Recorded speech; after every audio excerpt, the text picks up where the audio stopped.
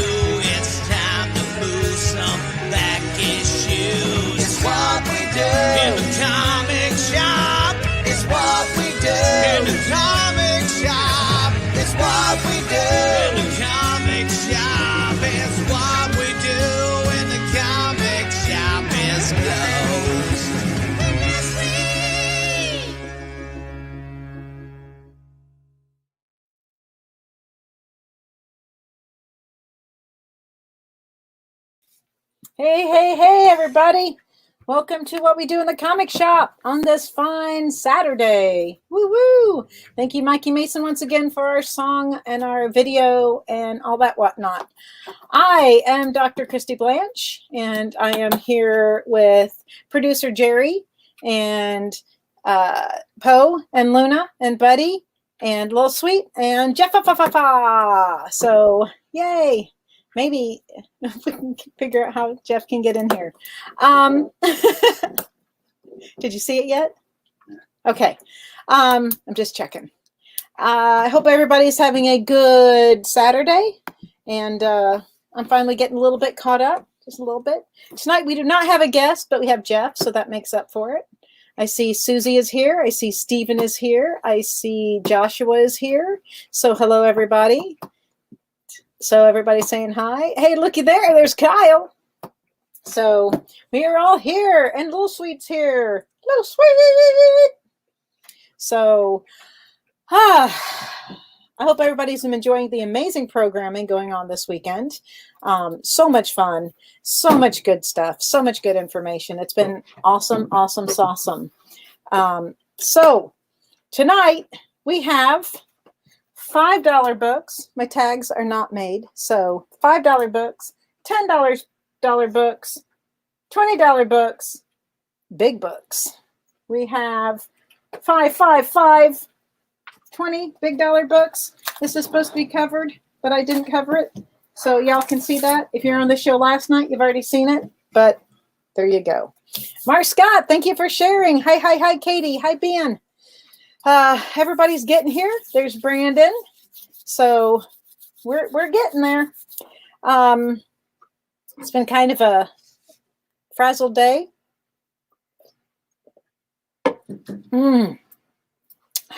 So running on fumes. I need to move my computer up a little bit, but I don't have anything here right now. I have those, but I think that would be too heavy. So no, we're good. I'm good. That'll be a tomorrow problem. So, like I said, Poe, Luna, Buddy, Jeff, Lil Sweet, and me, we're all here to claim a book. We can put the little scroll thing on there. To claim a book, you must. Let me find an example. If I hold up a book and I say, it's $5, thank you so much. Jerry, you're the best. And say, here's Ghost Rider 43, $5. Please put Ghost Rider 43 or GR 43 or Ghost 43 or Rider 43 or Johnny Blaze 43, something like that with the 43. So there you go. We need the name and the number to claim. If you are new to the show and you have not claimed from us before, please send us a direct message with your email so that we can communicate about invoicing and whatnot. I'm feeling a little better, yes. Actually, much better than I did, Wednesday? That was a horrible feeling. I could barely stand up. If it would have been my show, I would have canceled it because I felt bad. But I ate today and I'm kind of paying for that a little bit. But boy, did it taste good. Yeah, what other rules do we have? No dickering. Thank you. No dickering. So the prices are the prices. No mousing. No mousing? Oh. Oh, he's got no mousing. No dickering. Woo woo. I like that we have a no dickering sign. That's awesome. I'm going to get a shirt that says no dickering. The person that we see on the screen first, the person that our producer Jerry sees on the screen first, that is who gets to claim the book. You may not see the people's names that are claiming the books because people are signed in watching on Twitter, they're on YouTube, and they are on Facebook. So if you're on Facebook, you're not going to see the other two. So if you want to try out another new platform, you can go to YouTube. And it's _EXP. You can go to Twitter, again, the EXP, and then, of course, Facebook. All of those ways you can watch the show. And so you may not see, like I said, you may not see the name. So no being a dickering. That's true. So don't be a dickerer. That's a word now. I just declared it. Okay. Other rules are everybody be nice and please pay your invoices promptly when we get those out. It helps. Also do that with your local comic shops. Please go and pick up your subscriptions at your local comic shops. It makes a huge difference to the small businesses. So please support them and pick up the books that you order, your special orders and your subscriptions. And it really helps out the small businesses and comic shops. So I'm pro comic shop. If you do not have a comic shop in your area, check Comic Book Shop Locator, which there's always a link in the comments. And what are you doing? Are you on? Good. Okay. There's always a link in the comics. How do you get your own comic book show? You just start it. That's what I did. I just started it. What else? I think that's it. Anyway, so make sure you do like us. Make sure that you tell it. Oh, it's not Fight Club. Tell everybody. Tell everybody about the EXP. Our personal show is what we do in the comic shop. We have a page on Facebook. You can go there and check it out. We're on Mondays, Thursdays, and Fridays at 7. And we are also on the Comic Book Shopping Network. That's a sister show to the EXP. All sorts of amazing sellers on there. Please go there and make sure to like them. You have to join that group. So make sure you do that. I think I've covered. Oh, and we're on there Tuesday nights at 10 o'clock, all times Eastern Standard Time. All right. Are we ready to go? You think? Ready, Freddie. Ready, Freddie? All right. Let's start with some $5. How about that, Jerry? Jerry's like the silent little ghost. The ghost of Jerry. Ooh. All right. Now, Little Sweet. Can you tell us how much these first books are? Can you read that? Yeah, what's it say? $5. Little Sweet, the sweetest. Pass the boom box. Just say leave the boom box. Oh, okay. All right. Little Sweet is here. He's going to be watching everybody to make sure everybody stays in line. You ready, everybody? Jeff, you ready? Ready. Freddie, you ready? It's not Freddie, it's Jerry, but I'm going to call him Freddie. All right. Let's see who else is here. Sean, hi. Angel, hi. Robert, hi. Andrew, hi. All right, I think I've got everybody. It's hard to kind of keep track of everything going on. So let's sell our first book. Our first book, as Little Sweet said, is $5. Here is number 299, of the Fantastic Four. $2.99 of the Fantastic Four. $5. Little Spider-Man showing up. Throwing a thing through the building. Oh, no. She-Hulk's punching a thing through the building. There's Shulky. Huh? Hi, Ben. We have 20 of Star Wars. This is a Mayhew cover, which is kind of like, it's not a Peter Mayhew cover. Yeah, $2.99. There you go. FF $2.99 for Katie Did. First Blood. All right. Thank you. So Star Wars 20 is $5. This is the Jason Aaron run. Such a good run. Here is Machine Man, the Living Robot, number 3. I Am a Robot. $5. 10 for the Mean Machine. Wait, who was? Oh, that was Mean Green. Mean Joe Green? Mean Joe Green, not the Mean Machine. This is co-starring Mean Joe Green. It's not. It's a lie. Lie. Lie. Machine Man, number 3. Lady Death Blacklands, number 3. Issue 3. Lady Death Blacklands, number 3. $5. Thunderbolt, number 58. Thunderbolt enters the prehistoric valley, lost in time. Not just in time, lost in time. Exactly. R.I.P. Peter Mayhew. He was such a nice man. And I was like, would you mind signing my centerfold? And he looked at me weird, and I opened my calendar from like 1979, and it was a Chewbacca. He just started laughing. I was like, well, I mean, you didn't have on clothes, so I'm going to call the centerfold. He just laughed. Machine Man. Russell. That is for Russell. And Lady Death. Lady Death for Steven. All right, we have Witchblade 49 for $5. Witchblade? That blade. Here is Nova, number 6. Not Yesva, not Vespa. Nova. The Condor, Diamond Head, Powerhouse. If one doesn't get me, the other two will. Dun, dun, dun. Nova, number 6, $5. One of my favorite books to say, number 2 of Not Brand Ech. Featuring Spidey Man versus Nat Man and Rotten. Yes, I said that. Nat Man and Rotten.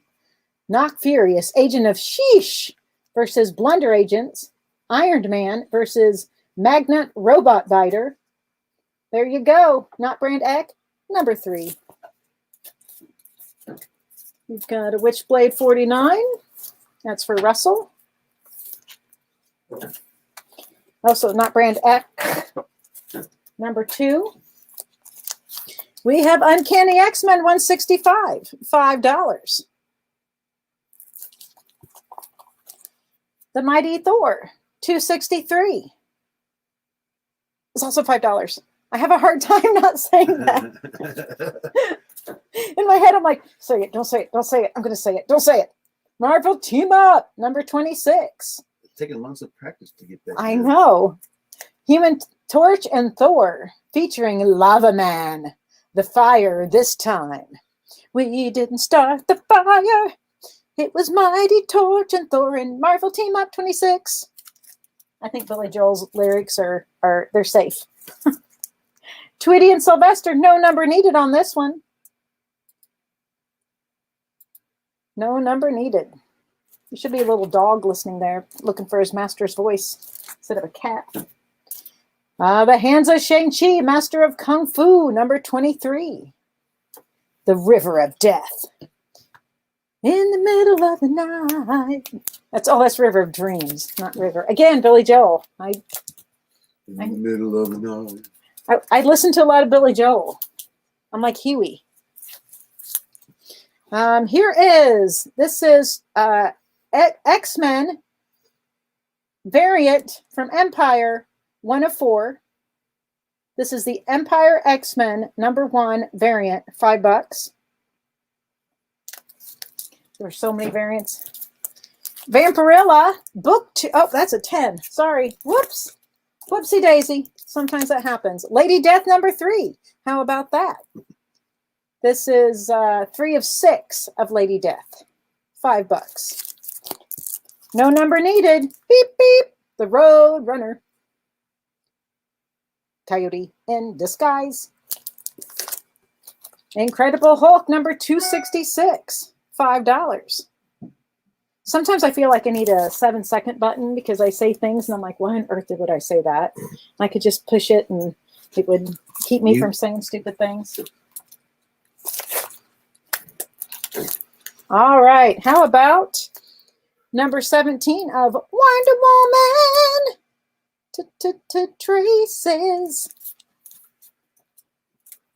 Turn and face the strange traces. That's for Russell. Here is Supergirl number 10.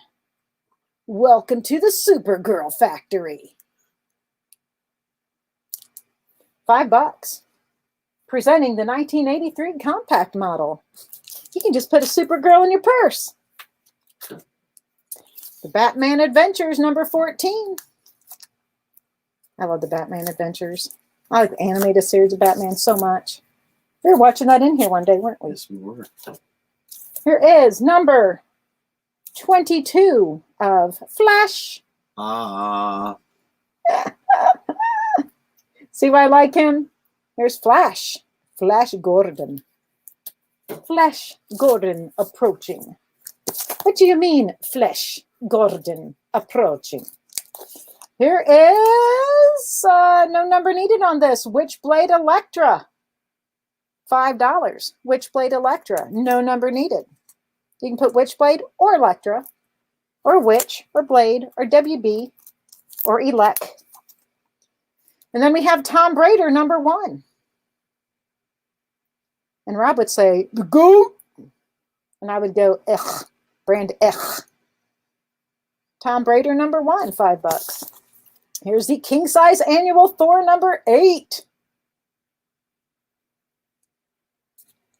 And Catfight number 1. Catfight number 1. It says you can get this comic signed free, details inside, but that's probably past. Just letting you know. All right. How about? You got 2 claims. You have 2 claims. Witchblade Sorry. Electra Hi, for Angela. And then Tom Raider 1 for Angela. Tom Raider and Witchblade for Angela. Angela just got back from Hawaii. Oh, yeah. Yeah. Amazing Spider-Man number 356. And I'm super jealous. She swam with dolphins, which I did also at some point, and it was very cool, but I still think it's the coolest thing. I'm very, very envious. Amazing Spider-Man 356, $5. Here's a different Flash. Flash 348. Flash Guilty. Flash number 348. Didn't they have like strict quarantine restrictions to go to Hawaii? You had to quarantine for 2 weeks before, or while you were there? And you have to get a test. You have to get tests to go and get in the plane and go. Oh, wow. The Batman Annual 11.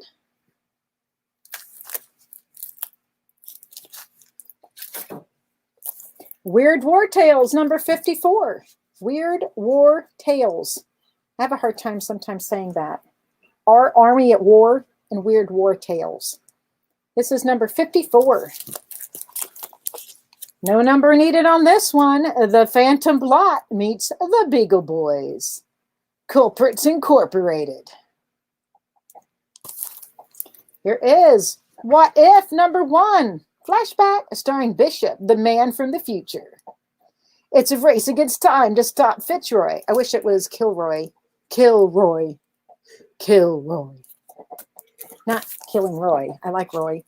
Incredible Hulk number 285. And here is Classics Illustrated Junior number 574. Bright boots. He has on bright boots. They're bright and they're boots. I have black boots. Here is Godzilla, number 19. Godzilla, King of the Monsters, Panic on the Pier. Oh, I didn't know they had a pier one here. And here is Adventure Comics 479, presenting Dial H for Hero. I need a hero. Well, Dial H. Duh. Second stack. We're still at the $5 mark. And 5 buckaroos. Here is from the Gillen run, Star Wars 56. All right, that Laura impressive asset. I couldn't read all that. Could be. So they didn't fix the glitch. That's funny. 19 of Godzilla. For Russell. That is for Russell. That was a flaker book. Here is Jungle Action 13, starring the Black Panther. Hey, A-Rot. Here is X-Men 267, $5. It's always a popular one. Nope. Hi, bud. Here is Batgirl 49, cover B. Batgirl 49, cover B. Here is No Number Needed, Angel. Just call me Angel. Of the morning. Sergeant Fury and his Howling Commandos 29. Oh, oh, oh. Wonder how that comes across in the subtitles. Ow, ow, ow. Owl, owl, owl. Dennis the Menace, number 101. Everything you need to know about Dennis the Menace is in this issue because it's 101. All right, we've got Fury 29 for Ben. There you go. Here's Daredevil 191. How does a man search for his own soul? Daredevil 191, $5. And we have Angel for Caleb. Hi, Caleb. Here is Marvel Team Up, number 28, Spider-Man and Hercules. Hold that wall up, man God. Whatever you do, don't let it fall. $5 for Marvel Team Up, number 28. No number needed on this one. Boris Karloff, Tales of Mystery. A moment ago, a great scientific achievement. Now, a monster gone berserk. PG 191. For Russell. Fantastic Four 298.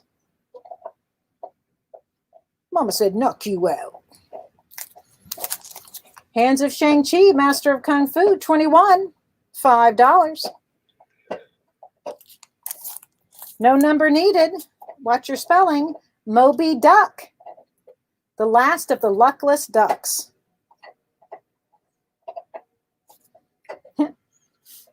He's got a whale under him.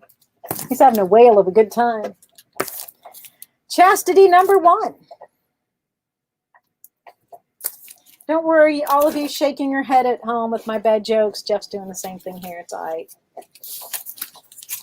Here is number 1 of Deceased Dead Planet. I believe this is the BCD cover. Deceased Dead Planet, number 1, $5. I have 2 of those for this variant. Deceased Dead Planet. Here is Tom Raider, 29, $5. No number needed. And Mickey Mouse and Goofy, $5. Ghost Rider 59. Caught between the magic of Moondark. More like Moon Dork. Ghost Rider 59.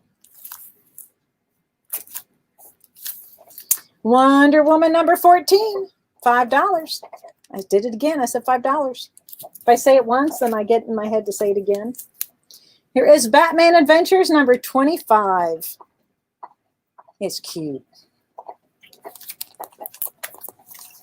And number 1 of the aliens. Fear of the unknown spreads panic when the aliens make their first Earth landing. The aliens and number 1.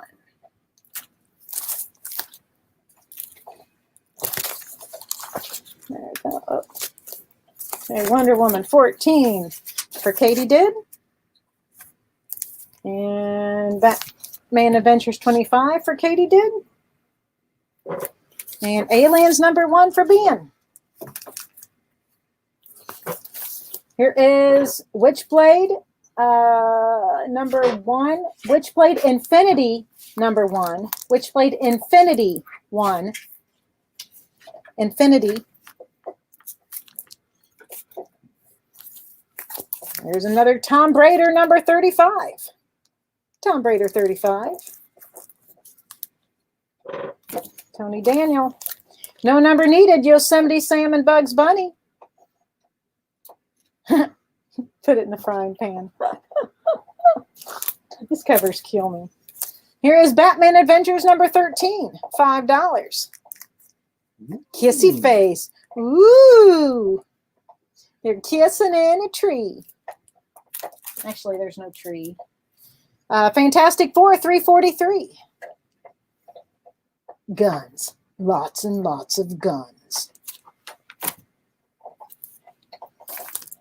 What was that? I missed that one for what you just put up. Oh, hi, Gail. That's Gail. NYC Doc Ock. Amazing Spider-Man, $3.57. $5. Ew, they're kissing.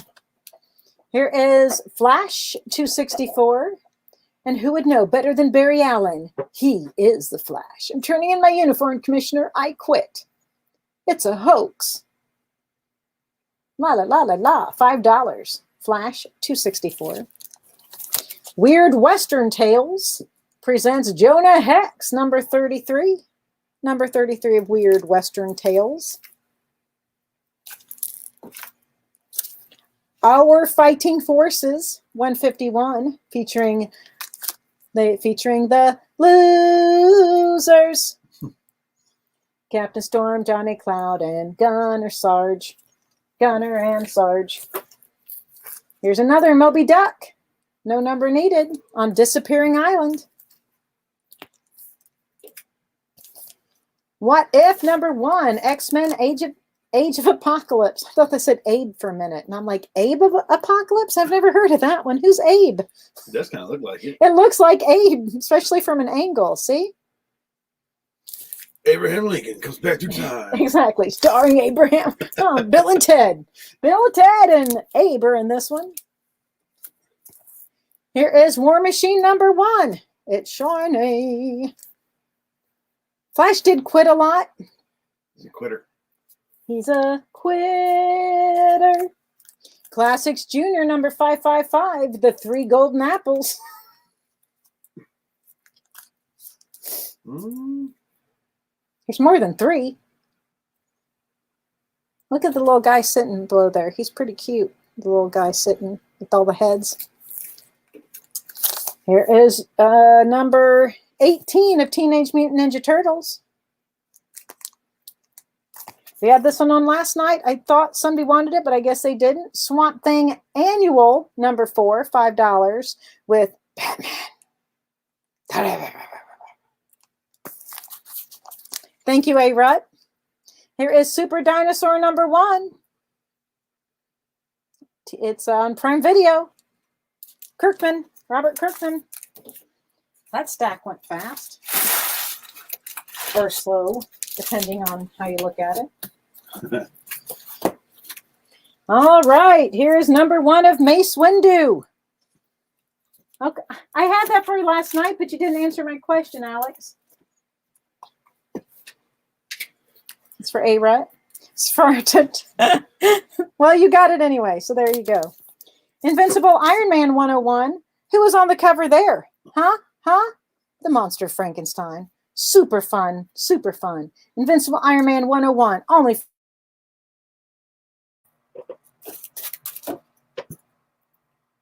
Mace Windu. Mace Wind don't. Somebody should get that Iron Man.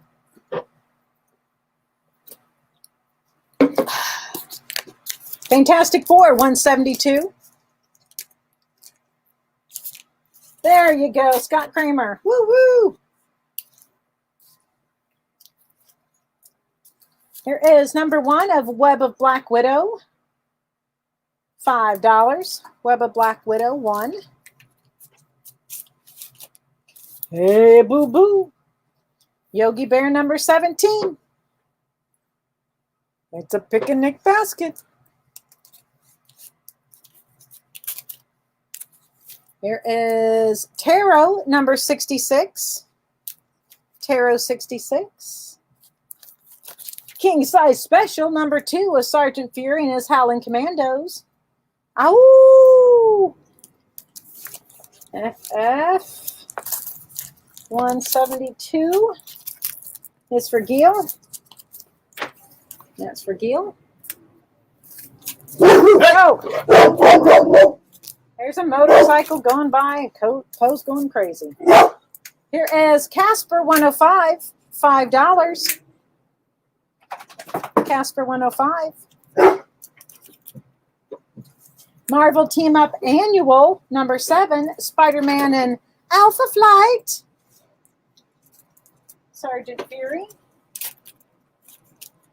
That is for A-Rut. So Team Up 7, Annual 7. Marvel Premiere, number 36. Poe is angry at comics. He says, people aren't buying enough comics. Buy some more. These are good comics. You just sit down and be quiet. Here is Blade, number 3, star of What We Do in the Shadows. I almost said comic shop. Hang on, I don't want him to unhook this. I know, no Ari Debut Alpha Flight. That's a weird, weird thing. I think this is like the 3rd show she's missed. Amazing Spider-Man 355, $5. Beagle Boys, no number needed. Yes. They've been bang, and they all were like, we give up. I give up. We're like the Bungle Boys. Here is Fantastic Four 273. Fantastic Four 273. And the Hands of Shang-Chi, Master of Kung Fu, 31, $5. Here is Deceased Dead Planet number 3 variant.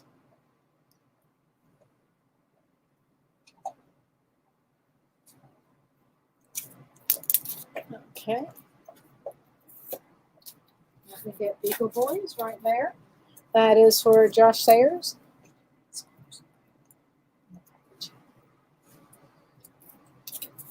Here is number 3 of Vampirotica. Number 3. Followed by what? No number needed. Wacky Witch. Of course, because it's this show. And then here's a Captain America. Oh my gosh, this is so cute. Josh Sayers, you need this one. Captain America 317. Well, here's another fine mess you've gotten us into, Hawkeye. If he was doing this, if Hawkeye was doing this, I would, it's Laurel and Hardy. Here is Black Lightning number 11. The New Adventures of the Ray. $5. Batman Adventures 29.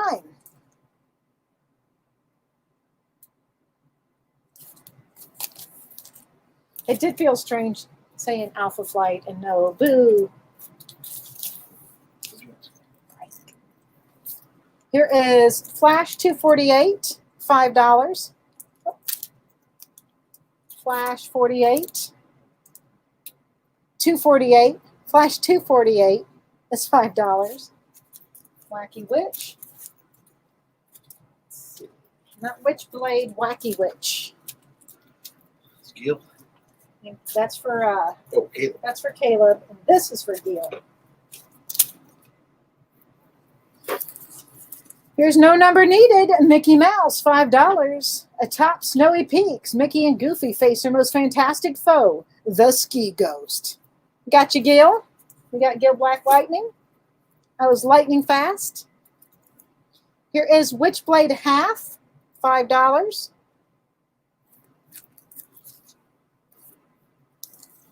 Here is Ghost Rider number 47. Ghost Rider 47. Already they wish they'd never been born, and this is only the beginning. Here is What If number 1. Back in Black. AC/DC is co-starring in this. That's a lie. They're not. There is Witchblader Tomb Raider number 1. Witchblader Tomb Raider. Witchblader Tomb Raider. Adventures on the Planet of the Apes number 3. Ho, ho, ho, ho, ho, ho. Superman number 280. If it's the last thing I do, I'll get you for this. Duel of the Diamond Demons. Secrets of Haunted House number Scary 13. And here's Mr. Miracle 20. More Beagle Boys. No Number Needed. Beagle Boys $5. Said no number needed. Beagle Boys 5. No, it's $5. And what if Jessica Jones had What if Jessica Jones had joined the Avengers? No number on this one. What if Jessica Jones? It would have been super cool because Jessica Jones is super cool. I'm just saying she's just super cool. We have Winter Soldier number 2. Plop number 4. Fizz, just kidding. Teenage Mutant Ninja Turtles number 40. Planet of the Apes. That is for Caleb. Here is the Jungle Twins number 15. Monstrous mutant creatures on the rampage. The Stalkers. Jungle Twins number 15. Here is the Count of Monte Cristo, Classics Illustrated number 3. Daffy Duck, no number needed for Daffy Duck.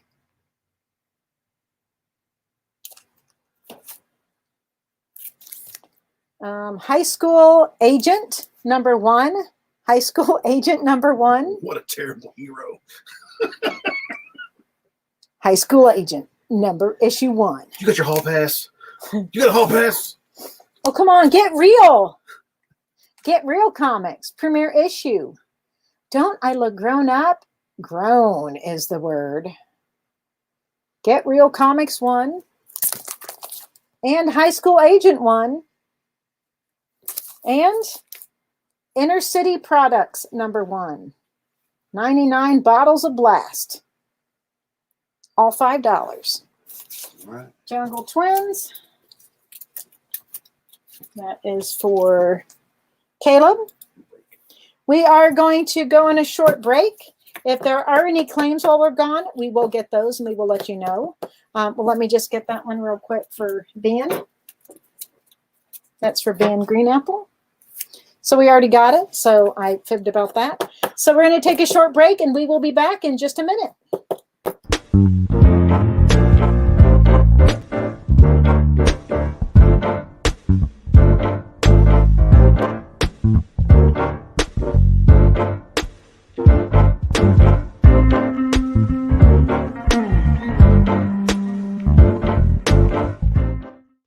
Today's comics market is ripe with new titles by creators who are determined to get their books into your hands. My name is Henri Compen.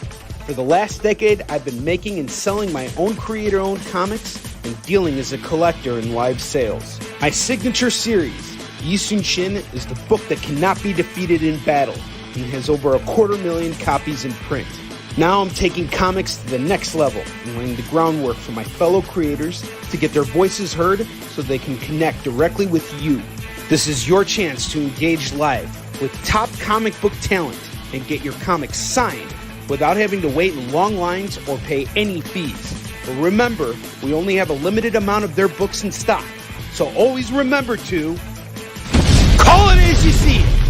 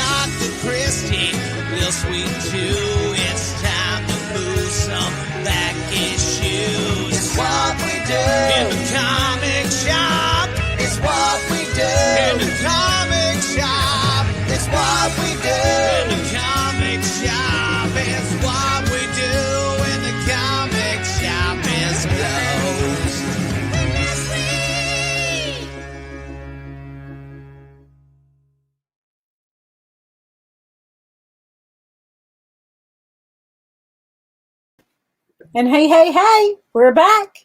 Didn't see any other additional claims, so if anybody did, let us know. We're going to sell some $10 books now. And sorry there's no interview, but I just was kind of out of this week. So we got Inner City for Ben. So now we've got $10. $10 books. You want to tell us a little sweet? $10. Might do $5. A little sweet. Thank you. You're a good friend. All right. Darth Vader, Charles Soule, number 2. $10. Darth Vader. Here is Vampirella, book 2. $10. There's a Spaceman number 2. This was super cool. This Fathom number 14. Oh, signed by Michael Turner. Fathom 14, signed by Michael Turner. Which is cool. Because Michael Turner was cool. We have, this is super cool. It's a little March of Comics. The Lone Ranger. There's Darth Vader for Josh Hand. It's a little Lazy Bones. March of Comics, The Lone Ranger. $10. Hi-ho, silver. Here is a 1 in 10 cover. Justice League of America.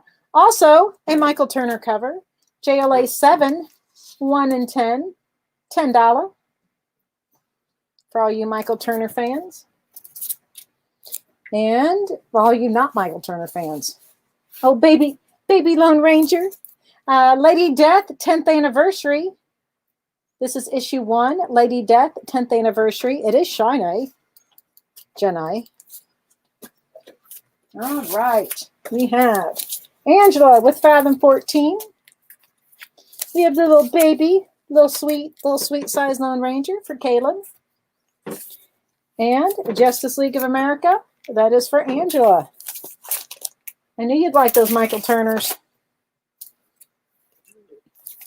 Here is the Fortnite variant of Black Widow #1.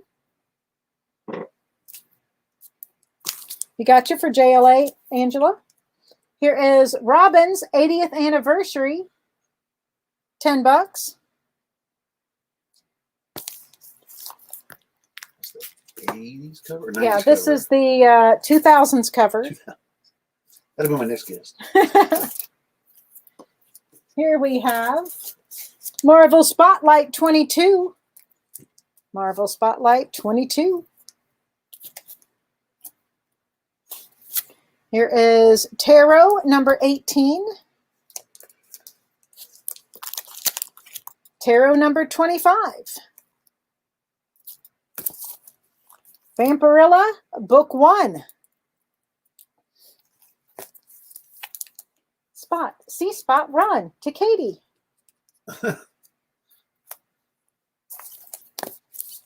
And Book 4 of Vampirilla.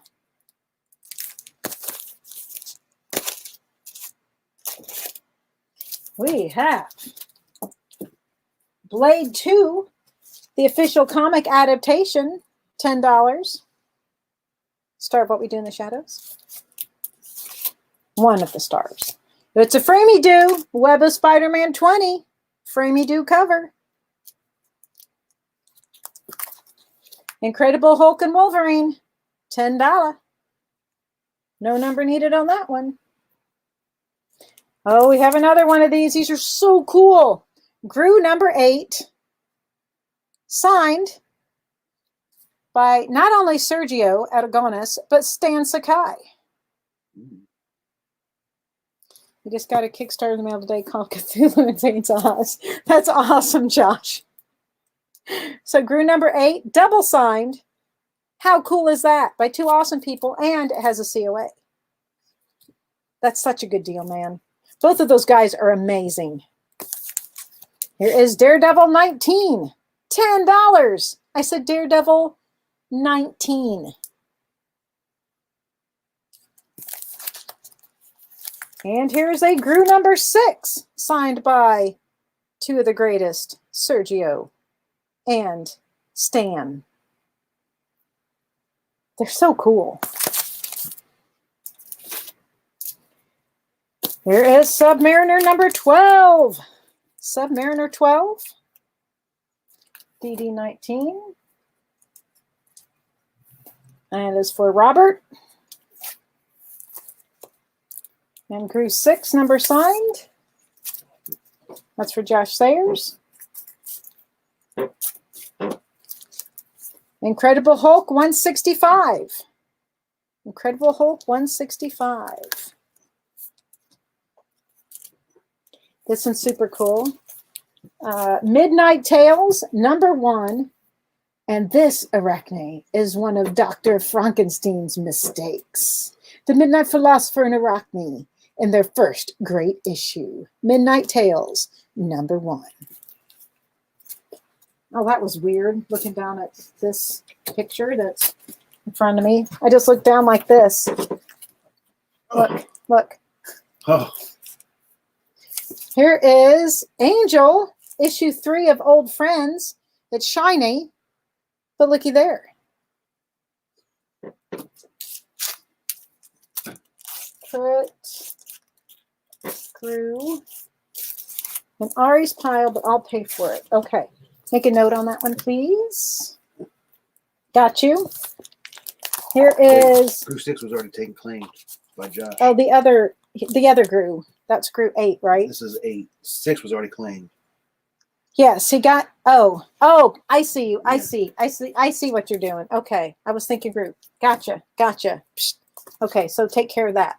Josh wants to you have to give that to Ari, but he wants to pay for it. Here is Witchblade Spring Pinup. No number needed. Witchblade Spring Pinup. I've got 2. Battle Chasers Prelude. It's Shiny. Jenai. Here is Ascension #1, black and white. $10. Teenage Mutant Ninja Turtles, $49. And G.I. Joe Frontline, #1. He's a real American hero. Oh, wow. Yeah. And we have Robin 80th anniversary on the 80s variant. Yep. All right, we're going to move on to 20s. $20. We only had some 10s tonight. It was one of those days. So 20 Midnight Tales 1, if nobody claimed it already, please. Nobody did claim it already. Again, nobody, please. I'm not even sure what I was saying there. Midnight Blue. Midnight Tales for Ben. Subby 12 went to, was that Scott? Yes, it was. Yes. Scott Kramer, you got sub 12. All right. We have Darth Vader 22. Darth Vader 22. This is the Charles Soule run. Tales to Astonish, #79. These are 20, just in case you so ignore that down there. Just ignore that. They're 20. Tales to Astonish, $79. $20.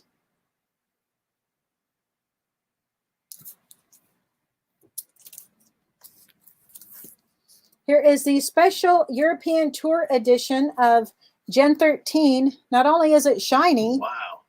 it's very shiny, but it is signed by J. Scott Campbell. Look how shiny. There's a lot going on in this. That's a busy cover. Yes. And it's shiny. Here is Captain Marvel #1. Kelly Sue DeConnick, $20. I need a hero. I have one. Hero Comics 2011 variant. A Hero Initiative benefit book. J. Scott Campbell cover.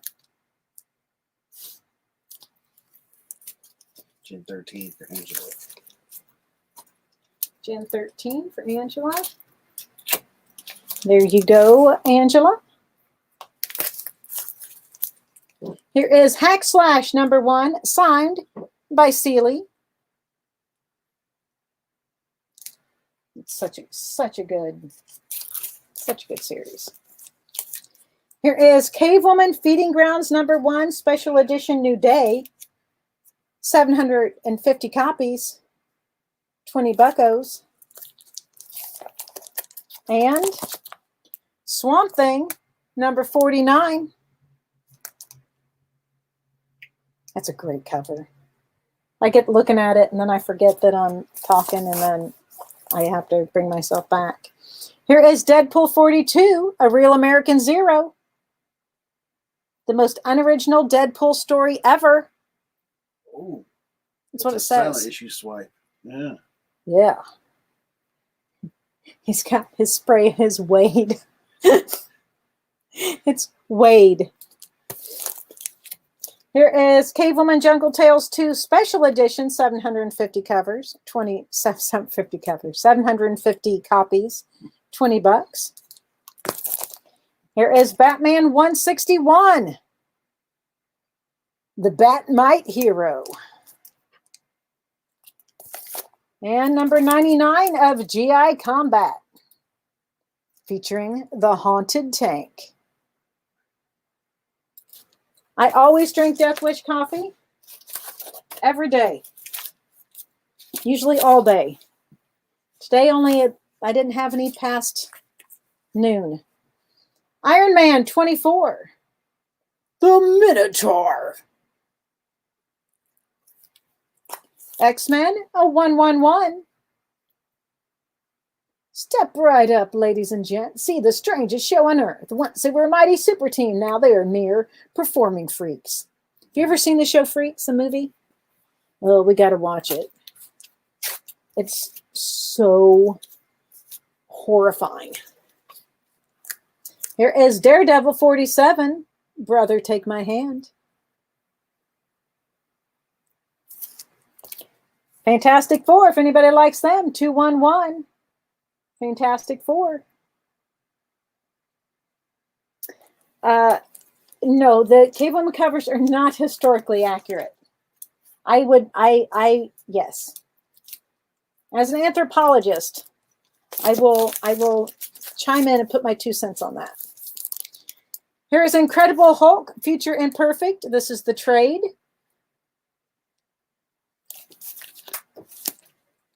Here is Hulk 130. If I kill you, I die. Freaks is amazing and it's totally ahead of its time. Here is Invincible Iron Man 56. It's just, oh. The Fury of Fangor. Fantastic Four number 60. $20. How about some Strong Tales? Nick Fury and Dr. Strong, number 165. Behold the Savage Sky. There's no sky in here. Amazing Spider-Man 117. Thanks to me, the candidate is a dead man. Fantastic Four is 63.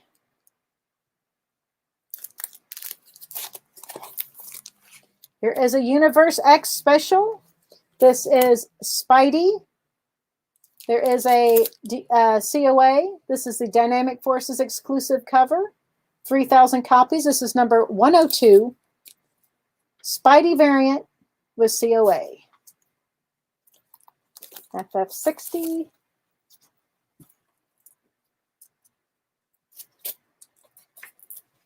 That is for Brandon. And there's 63 in Spidey. Tales of Suspense, number 71. Cap and Iron Man. Nick Fury, Agent of S.H.I.E.L.D., number 2, $20. I love these covers. Captain America 105. In the name of Batrock.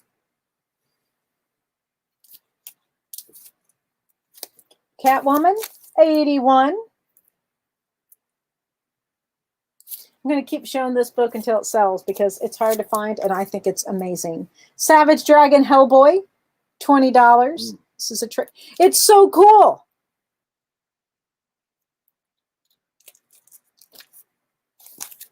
Avengers, number 51. Thor, Iron Man, Goliath. Nice. It is nice. There's a little Hawkeye in there. He didn't make it on the list, though. They forgot Hawkeye. Here is Tales to Astonish, 94. Mighty Avengers is 65. The Sword Man Strikes. I need a sword man. And Marvel Age 41. Featuring Stan the Man. Spider Baby is really crazy. All right. Avengers 65 for Katie. Avengers 65 for Katie did. Huh? Oh, so we are going to take a break and we are going to come back with big books. And I'm not lying. Big books right after the break.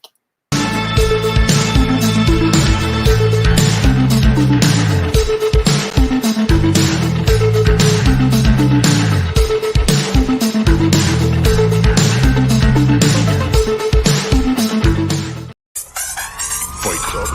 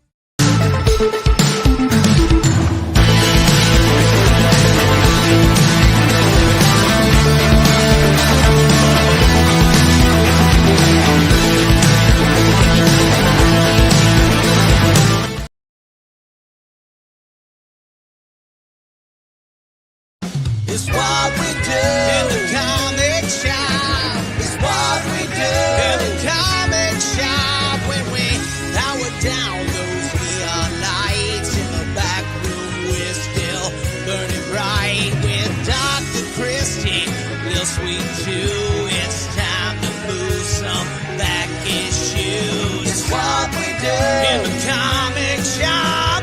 It's what we do in the comic shop. It's what we do in the comic shop. It's what we do in the comic shop. It's closed.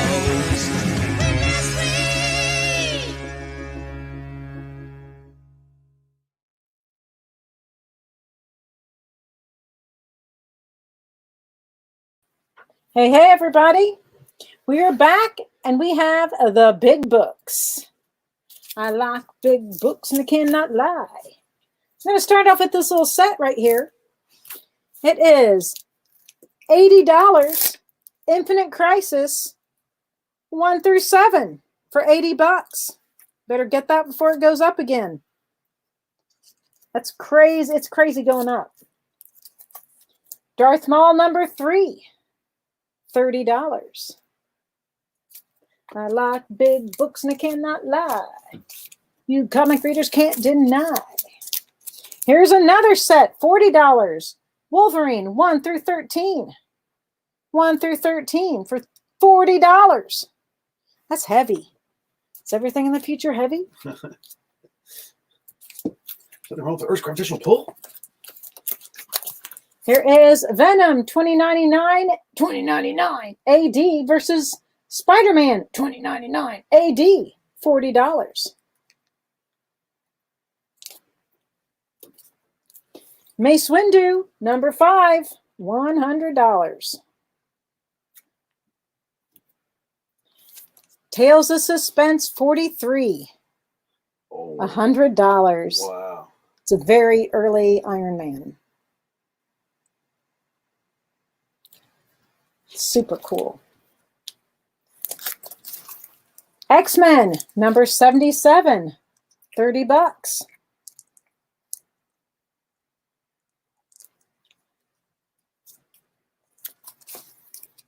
Ooh, Journey into Mystery number 109, $140.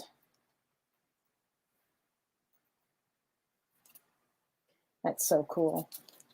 These books just make me Here is the Goon. Oh, that's a $20 one. That goes in the, these are 20s. That's a 20. That's a 20. That's a 20. That's a 20. We got a lot of 20s. That's a 20. That's a 20. That's a 20. I'll just do this one. Here is Teenage Mutant Ninja Turtles. This is number 62, $50.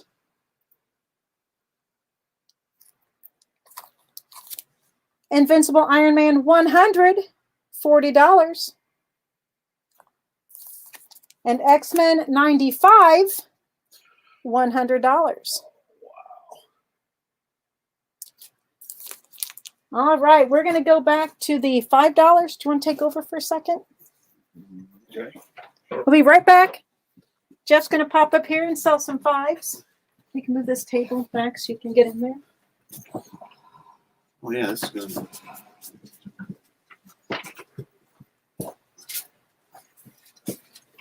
Woo. Everybody clear out. It's going to be interesting. Everyone. She has a little tiny space here with which to operate. Everybody see me? Good. $5 books.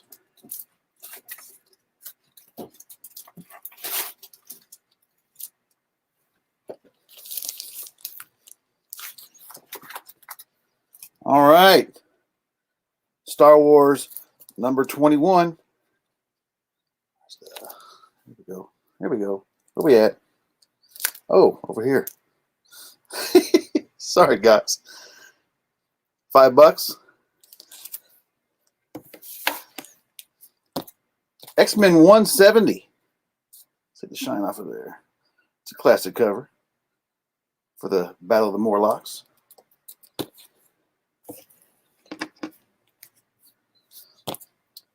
All new Ghostly Tales from the Haunted House.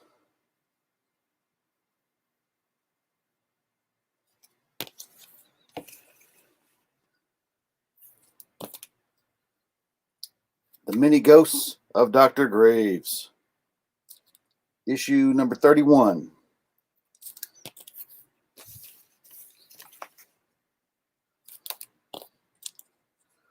All New Flintstones, starring Dino, number 19.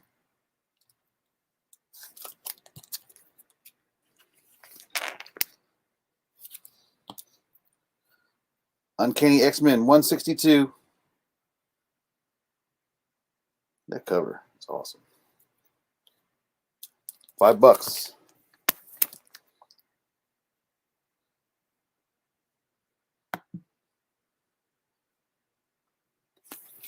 X-Men 170 for Gil.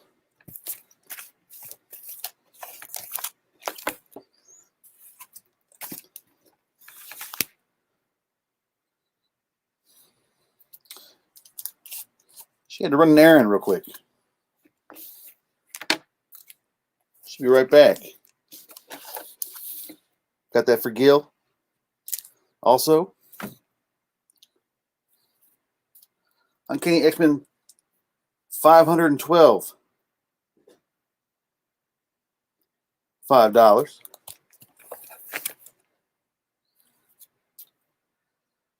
Mighty Thor, number 275, and Live or Die. It's all being filmed for TV.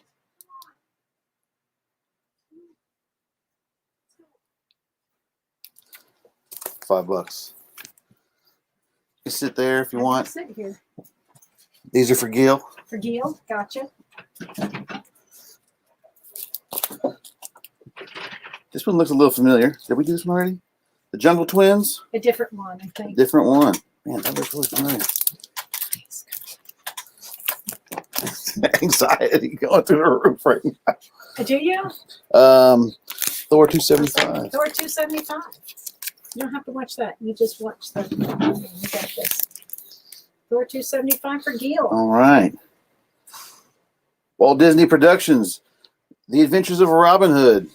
Took me forever to find the camera. I was like on the phone and then on the laptop and then the.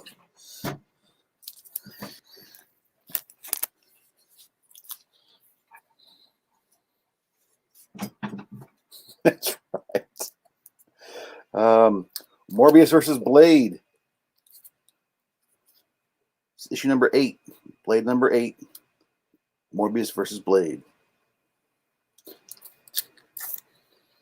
Robin Hood for Sean Craig. Robin Hood for Sean Craig.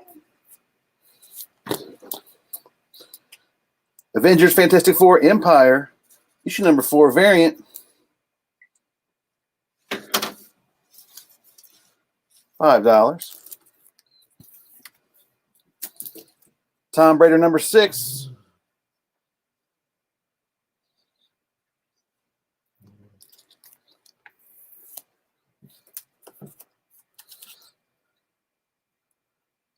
No number needed. Donald Duck. Again, we're still doing the $5 pile.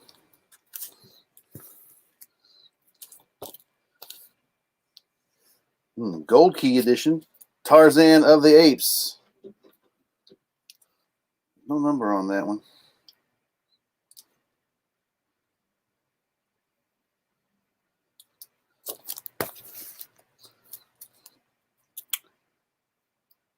Spider-Girl, number 84, in Final Battle.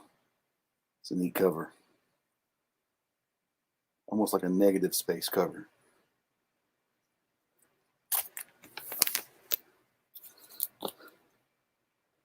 Wonder Woman number 15. $5. Spider-Girl 84 for Katie. Thank you. Katie did? Katie did. Katie did? He means his own show, they said. No. Supergirl number 9. Number 9. Number 9. Number 9. You have learned well, my Padawan. Grasshopper is taking the pebble. WW blue cover for Katie did. Gotcha, Katie. Batman Adventures number 17. If you do miss the number, then just please try and describe it, just like Katie did. She's a veteran. She is a veteran, That's actually. right. I mean, she really is. Oh, really? Yeah. Thank you, Katie. See, Dennis the Menace.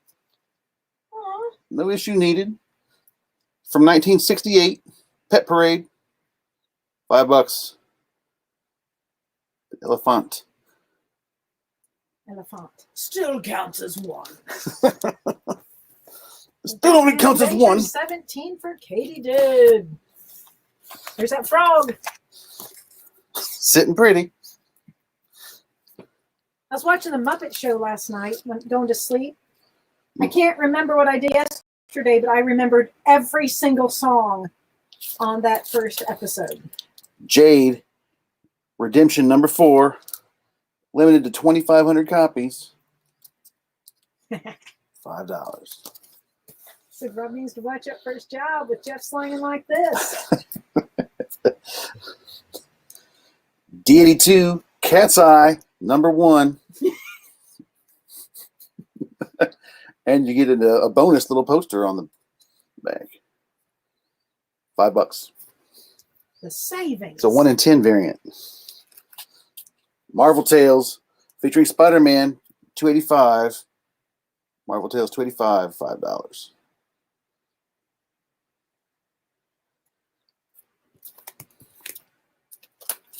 Showcase presents Hawkman, number 103,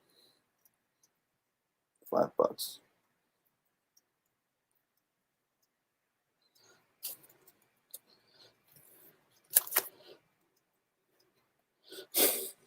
Robert, you're not the only one. Donald Duck with him sitting on a chair for Caleb.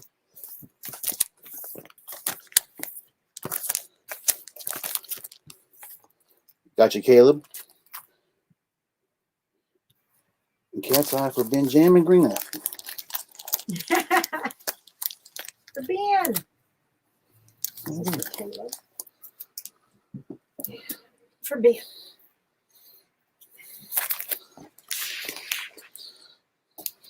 Dun, dun, House of Secrets, number 140, presents Patchwork Man.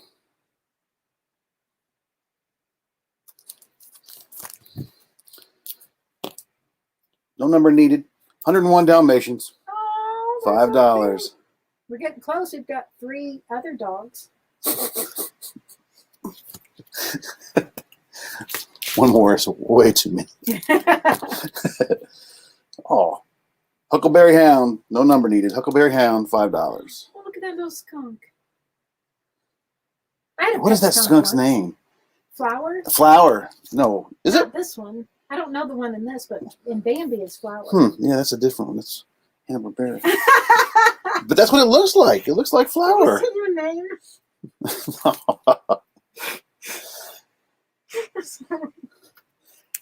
If you're missing a stick, I know you might find it.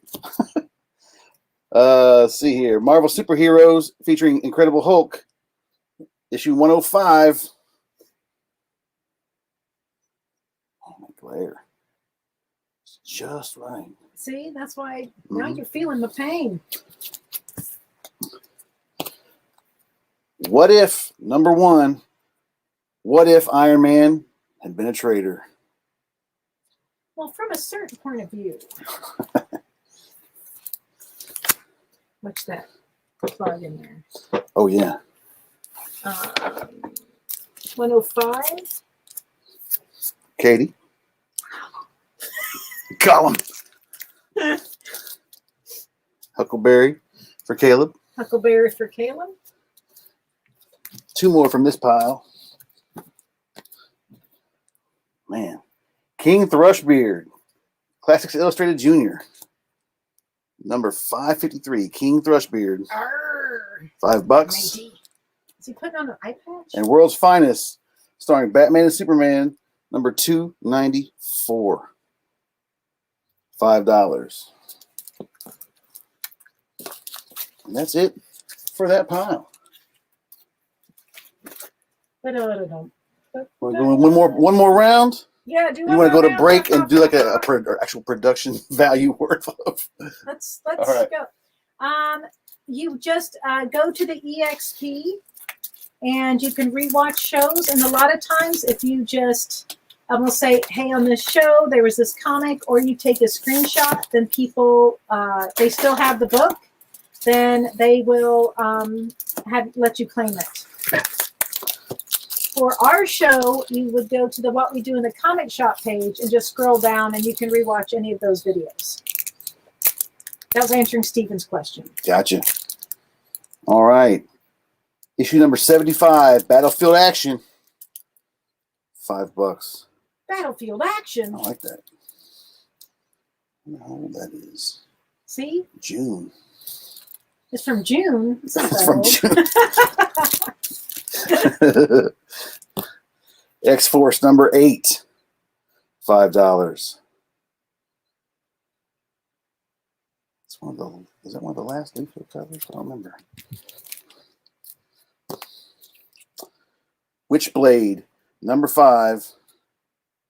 That blade. Witchblade. That blade. That blade.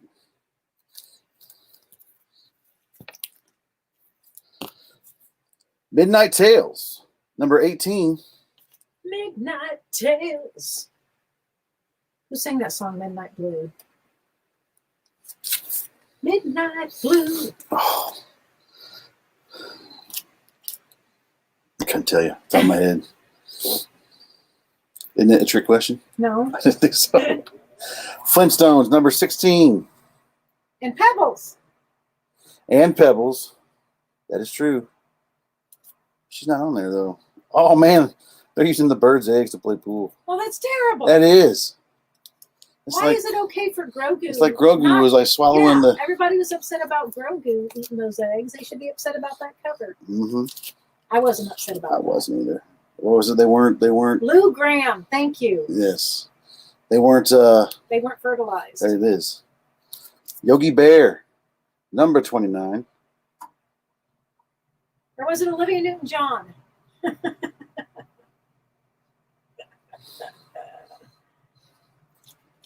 This I think one it's was 50. number 62. It's $50. Hi, Tim.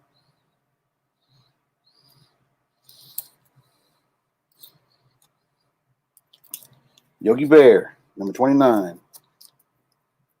The park ranger's in the picnic basket. He's Diana Ross. It's a trip. It's a hey, boo boo. Snow White and the Seven Dwarves. Classics Junior, number 501. Snow White. Foreigner. I want to know what love is. All right. We'll put them back here. That's how it's done. All right. X-Men, number 161. $5. Yogi, hey, boo boo. Caleb would like Yogi Bear. Thank you, boo boo. That's what I'm going to call you from now on, boo boo. Our Fighting Forces. Number's that? Number 35. This one's a. Sean. Yeah. Our Fighting Forces. Number 35. The Man Thing. Number 14. Man. Let's go this way. I'm going to tilt. There it is.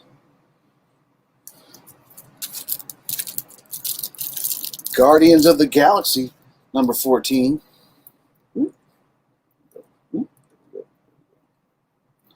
Ghost Rider.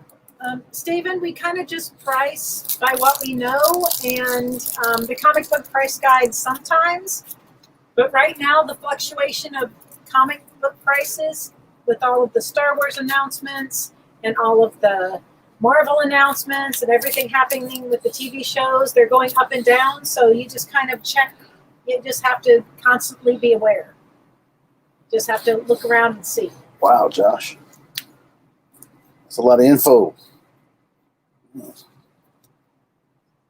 Guardians 14. For Gil. Woo, po. Turok, number 124. $5. You have to read it when it says in the bottom. Okay. A jungle boy risks his life to grow up. No horkers. Grace said, There's what a- up, Jeff? There's a Triceratops on there too.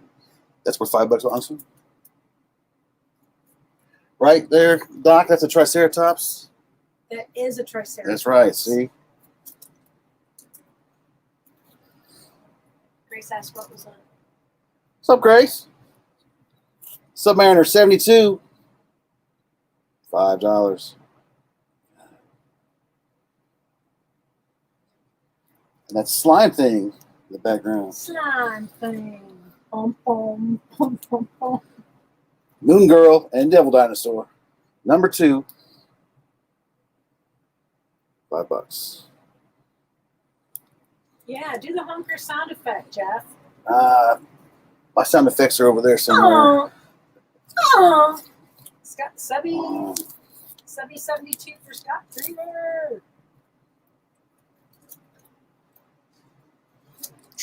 What was the number of the man thing? 14. 14. 14.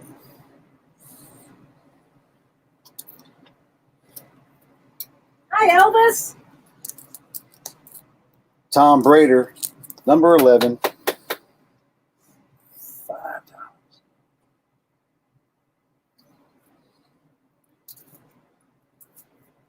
Amazing Spider-Man, number 50, co-starring Silk. $5. Got 2 of those. Same price.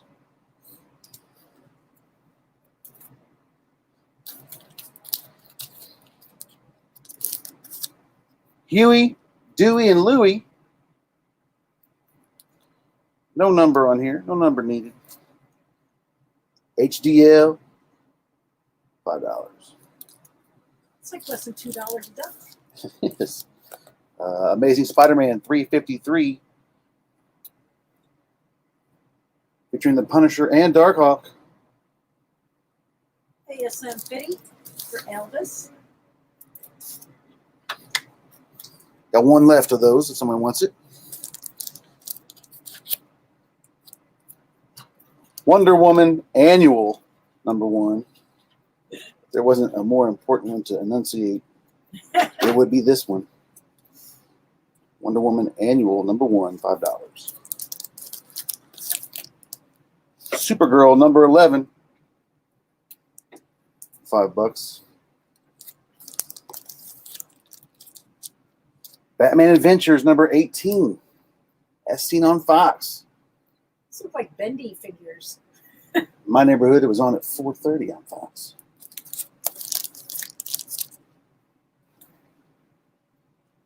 Supergirl 11.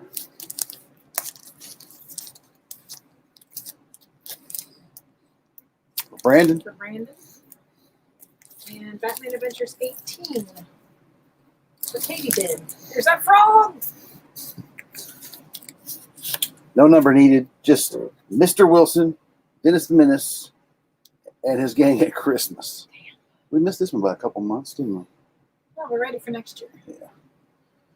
Dennis the Menace, Mr. Wilson, and his gang at Christmas. $5.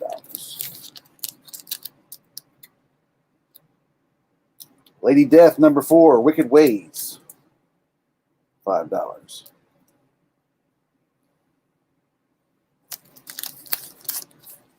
Tales of Witchblade, number 6. It's that blade. Witchblade? That blade. That blade.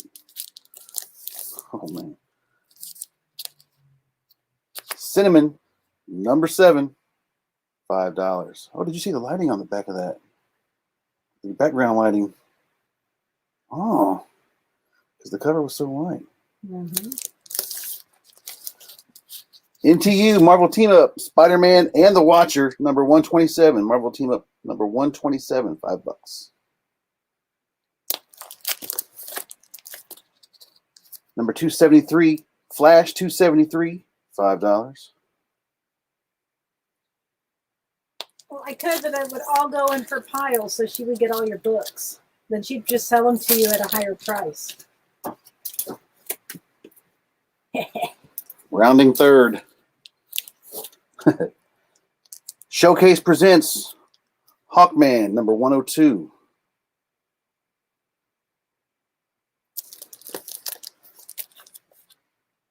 House of Secrets number 145. Ooh. There's a shark. Moby Duck. Moby Duck.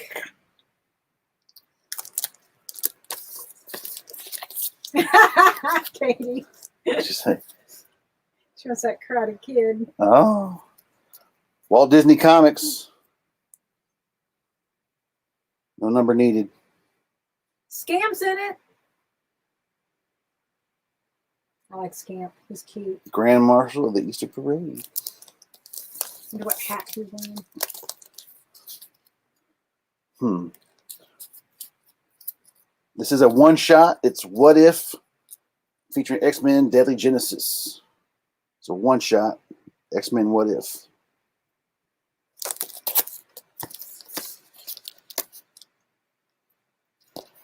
And another What If, Uncanny X-Men number 1. It's the Phoenix, is it not? Mm-hmm. Yeah.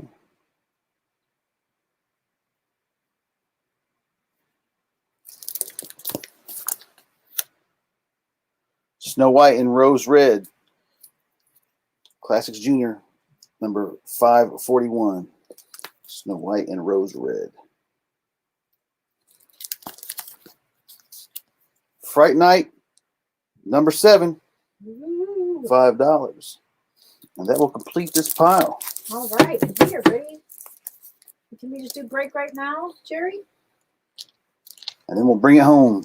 We'll do it. We'll do a little break and then we'll go.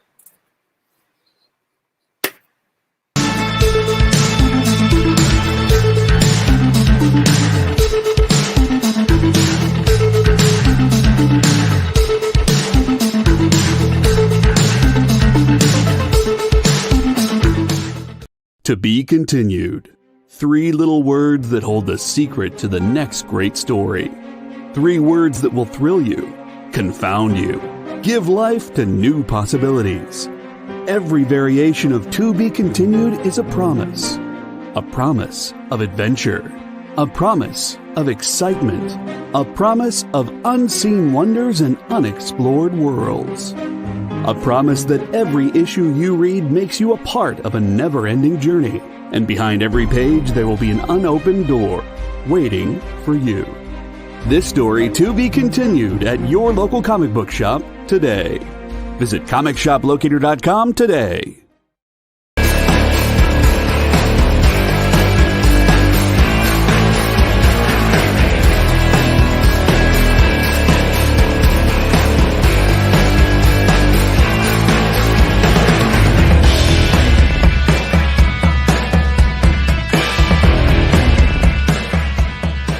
You are watching Minute to Skim It on the Experience, so hello. All right, we've got lots of books to review for you guys today. And Hannah just basically showed up just the number 1s and showed them to me, and I was like, "Oh, we have just for the indies, just for the indies." Yeah, I was like, "We have got a lot to do."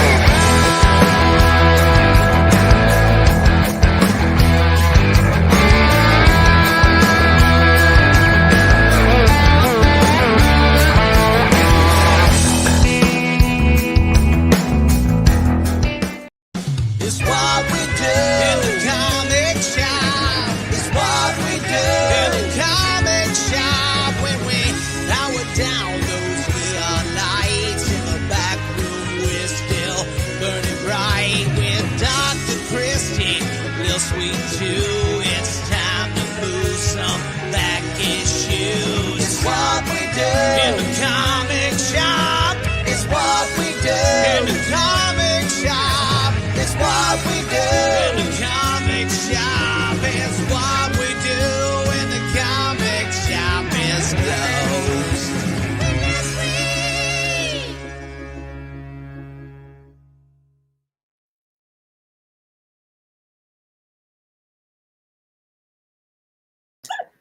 Hey everybody, I'm back.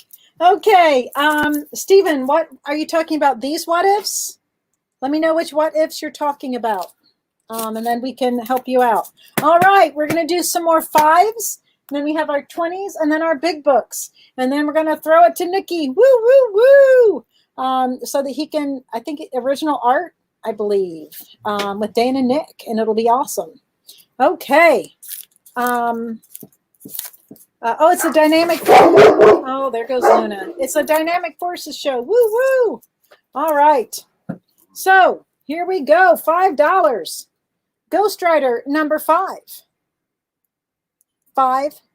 Number 5 for 5. Someone here? Oh, here is. Oh, this is cool. This is $5. It's Winter Soldier number 5. Look at that cover. It's Kong With a machine with gun. a machine gun. He needs a shirt or needs to leave a sign that says, "Now I have a machine gun." This is a Die Hard crossover. There you go. Winter Soldier 5. How cool is that cover? I'm going to put it here because somebody's going to want it. Here is, what is with all the 5s? We've had 3 5s in a row. Here is Tom Raider 5. Oh. It's craziness. Here is the first issue of Hulk. Not the first issue of Hulk, but of this series of Hulk. First issue. A first issue. Black Widow number 1. This is a variant. This is the Super War variant. Man, that movie. Can't wait for it to come out. The Outer Limits, number 9. Number 9. Number 9. UFO sighted. Destination unknown. There's a show coming out of What Ifs, which is going to be cool. Here's the all-new Flintstones, number 24, and Pebbles. But there's bam, bam, bam. No number needed. Tom and Jerry. The Avengers 187.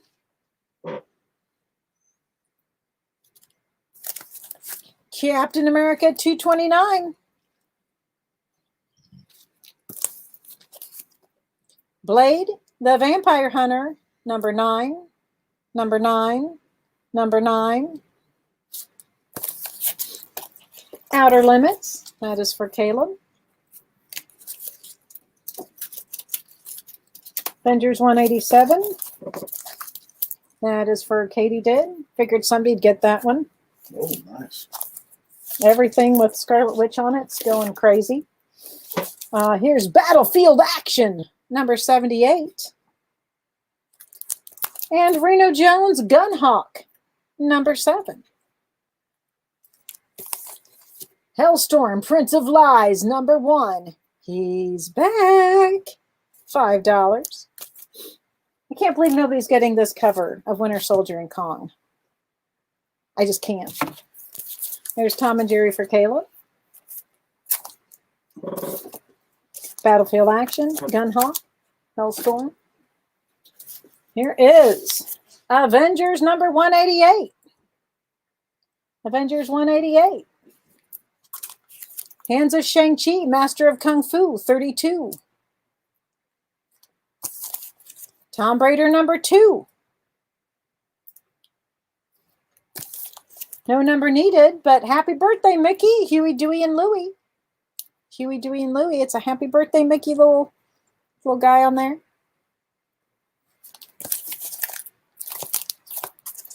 We have Amazing Spider-Man 354.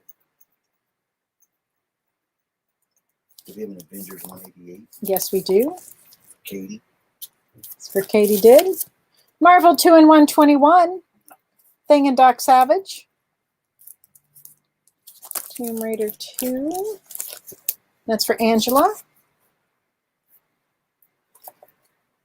Here's the Justice League International Annual number 2. $5. Batman Adventures 22. No number needed. Twilight Zone. There was a price on his head. His own soul. And Lady Death the Crucible and number 6. 2 and 1 for Gil. And for Katie. It's for Katie did. Rabbit. Here is Witchblade number 1, the movie edition. Was there a movie? Oh, is that? That's the girl from Drop Zone. Can't think of her name. Uncanny X-Men number 198. Oh, that was 188. Never mind. Here is Flash number 253. Flash 253. World's Finest number 175. Where's Norm? An annual is an issue that just comes out once. It's usually a one-shot where it just comes out once a year for certain series, and it's just special stories. Sometimes it recaps. Sometimes recaps, but usually they're just like, you don't have to read the whole thing. I mean, the whole series to understand it. And they're usually double-sized. Weird War Tales, number 52. Walt Disney, no number needed. Poor Donald. Here's another What If, no number needed on this. What if Karen Page had died? Captain America 216. Classics Illustrated number 6, A Tale of Two Cities. And World's Finest 293. All right, that is the end of the $5. There's still this Winter Soldier Awesome Con cover. So cool. All right, let's do these. What do we have here? 20s? Right? Yeah. 20s. So we have a pile of 20s, and then we have the big books over there. I know A-Rut's waiting for one of those. Here is the Saga of the Swamp Thing, 21. Ooh, it's so good. Darth Vader. This is Charles Soule. We already had one of those, number 22. Series finale of Tom Raider, number 50. Here is You Can Do Magic, Magic Comics. This is number 58, Magic Comics 58.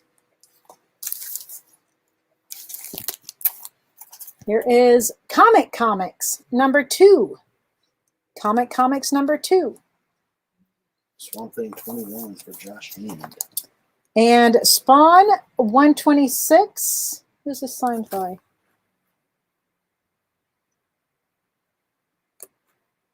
I'm not quite sure who it's signed by. It doesn't look like, I don't know. 126 is signed. Somebody might know who that is. I can't tell because of the lighting situation. For Josh Hand. It's just hard for me to see. I don't know if you can see that any better than I can. Anyway, we'll come back around to that one when I can see better. Dark Horse Presents number 24. Little alien for you. Terry and the Pirates, number 9. Number 9. Number 9. Black Hawk. This is number 100.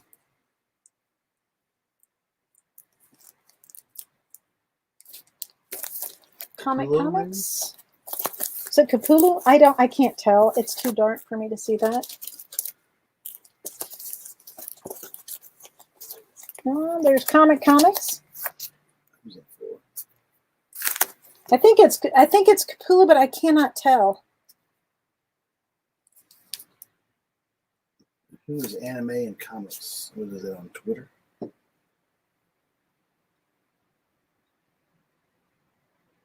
I can't tell. Comics. We got Comics for you. I'm sorry, what? Who is that? That's Kyle. Oh. Gotcha. We did that. We did magic. We did magic.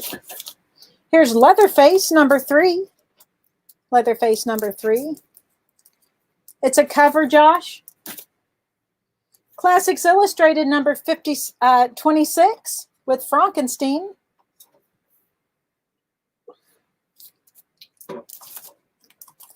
Here is The Goon number 2. Looks like an eyeball, but it isn't, Katie. So don't get it. It's a helmet. Here's Fantastic Four 108.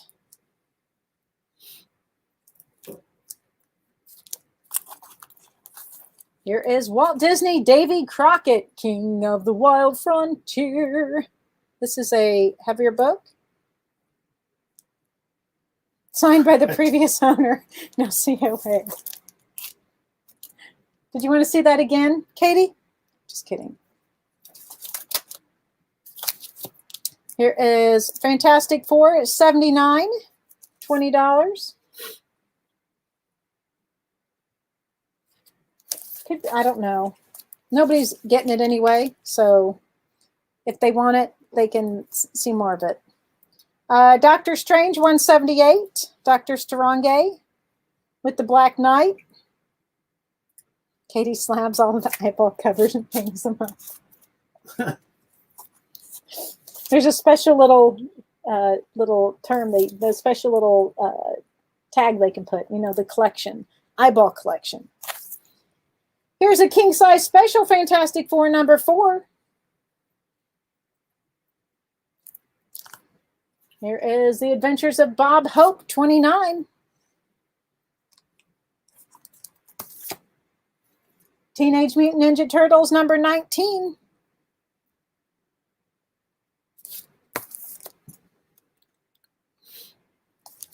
Here is Avengers 102. Avengers 102. Here is Batman 638. How cool is that cover? Yes, you got Swamp Thing 21, Josh. Doom Patrol 121. You decide. Who do you want there? Robot Man, Elastigirl, Negative Man? Who goes? Detective Comics number 316. Double Batman versus Dr. Double X. That's 638. That's 638 for A-Rat. You got it. Thought you might like that one. All-American Men of War number 60.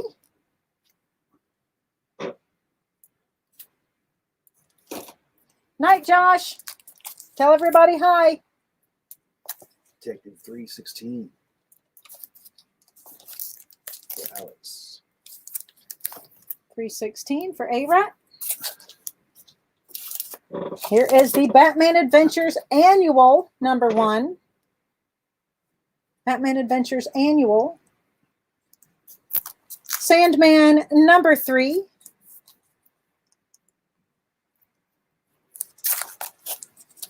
Batman 359.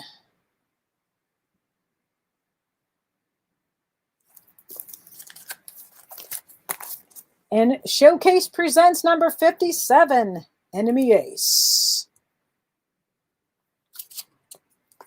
And that's for Alex. And our last 20, Catwoman 72. First I thought, did I say that right? Catwoman 72. All right, all right, all right. So that brings us to our big books. I like big books and I cannot lie. We're going to start out with Avengers 56 for $40. No!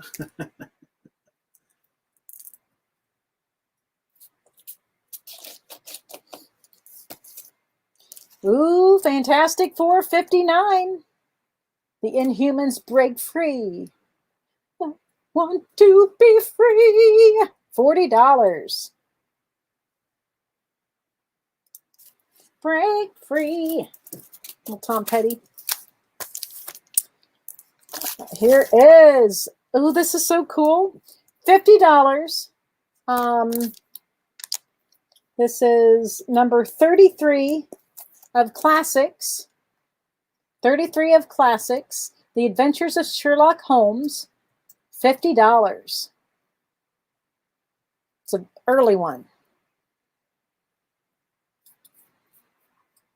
Fantastic Four. Was it 59? Fantastic Four 59. Yep. You got it, A-Rut? Oh, pass on. Thought it was Oh. $20. Yeah. Oh, no. These are $40. Yeah. The banner wasn't Sorry. changed yet. Banner wasn't changed. We got it. Fantastic Four 64. $40. I don't remember which one I've done. I've done lots of Fantastic Fours. We did Sherlock Holmes. We did not do the Giant Superman Annual #1. $50. Here you get Supergirl, Jor-El, Lana Lang, Lori the Mermaid, Perry White, Krypto, Jimmy Olsen, Superboy, Lois Lane, and Super Baby. And you get a map of Krypton. $50. Super awesome. And here, this is one I know A-Rod's been waiting for. This is so pretty. It's spring issue #7 of Green Lantern. It is $450. Trying to hold it so you can see it without any reflections. The Wizard of Oz is in this. Look at that. Look at that. Is that not awesome? Oh, hang on. I got to plug my battery in real quick. I wasn't thinking. Ah, it was getting laggy, and I'm like, oh, I know why. Okay. So Green Lantern, spring issue 7, FF59. You got it. It's right back here. 64 and 59. It's for James Sanchez. Alex just passed out.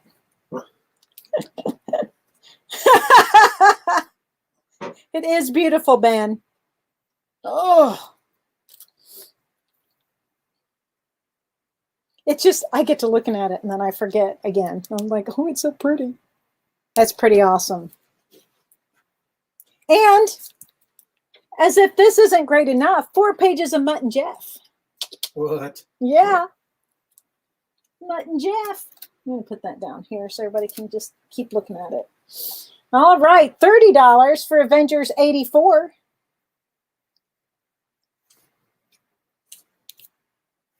Marvel Team Up #4 is Spider-Man and the X-Men. $40. The Mark of the Mutant. Strange Tales or Strongay Tales #136. $60. Find Fury or Die. And also featuring Doctor Strange because he's the most awesome. The most awesomest. Uncanny X-Men #244. $30. The Green Lantern was $450. $450, Brian. Oh, it's so pretty. I'm always torn. I want them to sell, but I don't want them to sell. Here is Star Spangled War, number 151. This is the first unknown soldier. It is $80. The unknown soldier is not dead. He is one of us. One of us. One of us. Again, another Freaks reference. Sea Devils, number 2. Sea Devils, number 2, $50. A bottle full of Sea Devils. That's what I expected to get when I sent away for the little sea monkeys.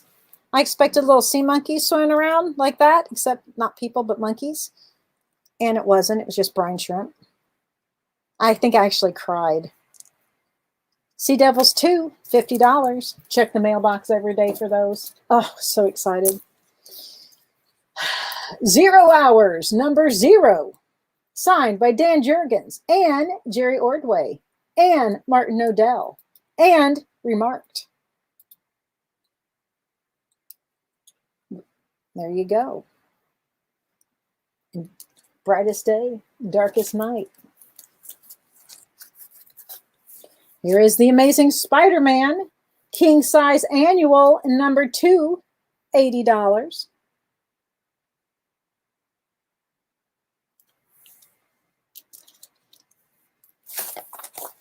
Here is The Invincible Iron Man number 6 for $30.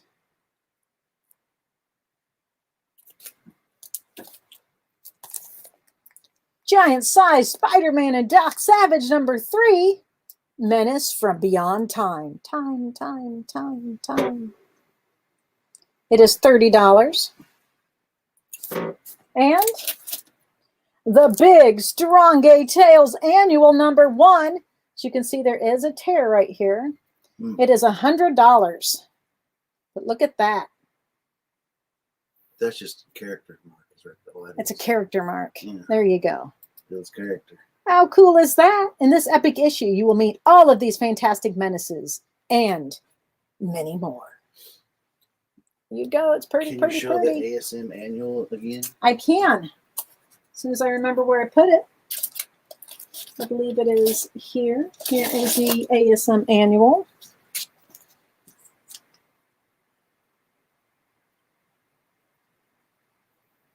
There. That's a good angle. The ASM angle. The ASM annual. And we have a couple minutes left. I showed these last night. We just got these back. Can you please show the Iron Man 6 a little bit? I can. 6. Iron Man 6. 6.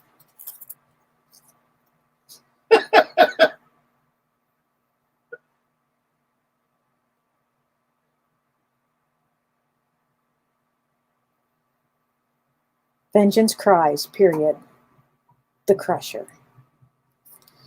ASM annual? Oh, okay. Yeah. There you go. That's for Alex. Iron Man is for Brandon Haggie. All right. Here's a couple slabs we got back. $600. Star Wars, Knights of the Old Republic. 9.4. Number 9. Isn't it number? Yep, number 9. Number 9. 9.4. 3 minutes. Revan's first appearance.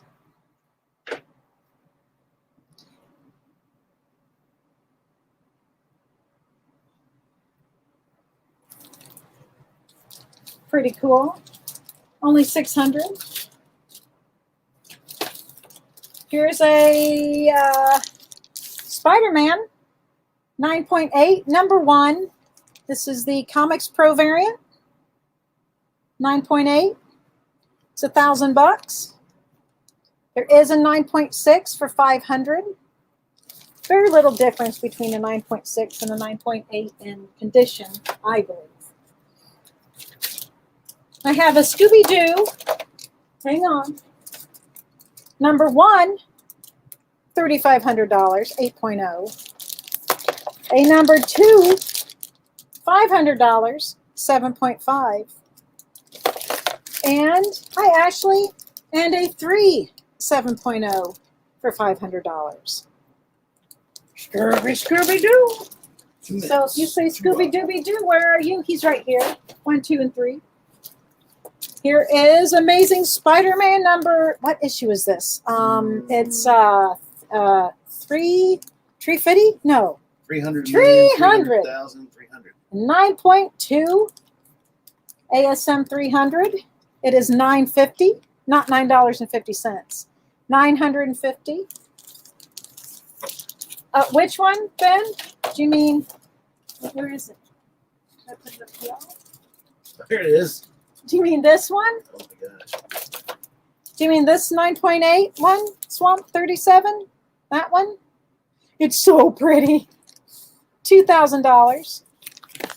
Swamp Thing 9.8, number 37, First Constantine. Woo! And we'll show real quick. Star Wars 68, 9.8, 2,500. Mandalorians.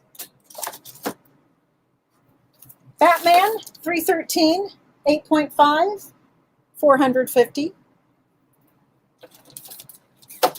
Amazing Spider-Man 101, 650. Star Wars Heir to the Empire 9.8. It is 1,800. This is the first Mara Jade, based on Timothy Zahn, who is amazing. Star Wars 42, 9.4, Boba Fett, 1,000. Medina is asking if we sold this X-Men 95. The X-Men 95, no, I believe we did not. It was down in this pile, I think. It is right here. X-Men 95. It is 100. Daniel? Classic. It is a classic. And then that is the end of our time. Not that you're considering giving me a small loan of $450. We're gonna look. There's Kyle. Hi. Hi, Kyle. How are you? Good. You're doing things that are making me feel bad. I really want the 10-cent Green Lantern and the ASM so 300 and the Just look first at it. Constantine. And but I also have to like eat and pay rent and stuff. Yeah, I know. It's killing Those me. things aren't very fun. Right.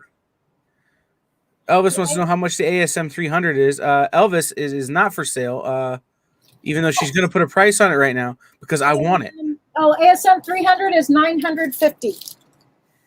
Kyle was sweating behind the camera. I wasn't sweating, but I did have to grab a towel because I was drooling. Like They are awfully pretty. It was bad. We're Beat good now. God at his own game. There you go. Ashley, we got your comment. It is Amen, A-Rut. Amen. What Ashley She wants said. an invoice. Oh, he wants an invoice. Ashley, I sent you an invoice. Can't find it. Okay, I will resend it to you. Gotcha. Okay, You have I some know. great big books. I know. They're great. They're so good. I tell you what, some of these I'm just like, this I think is better than the 9.4 also, but Yeah. it is what it is. Do you so like the Swamp Thing that you showed is one of my Grail books. Do you have a Grail book that if it comes into the store, you're like, nope.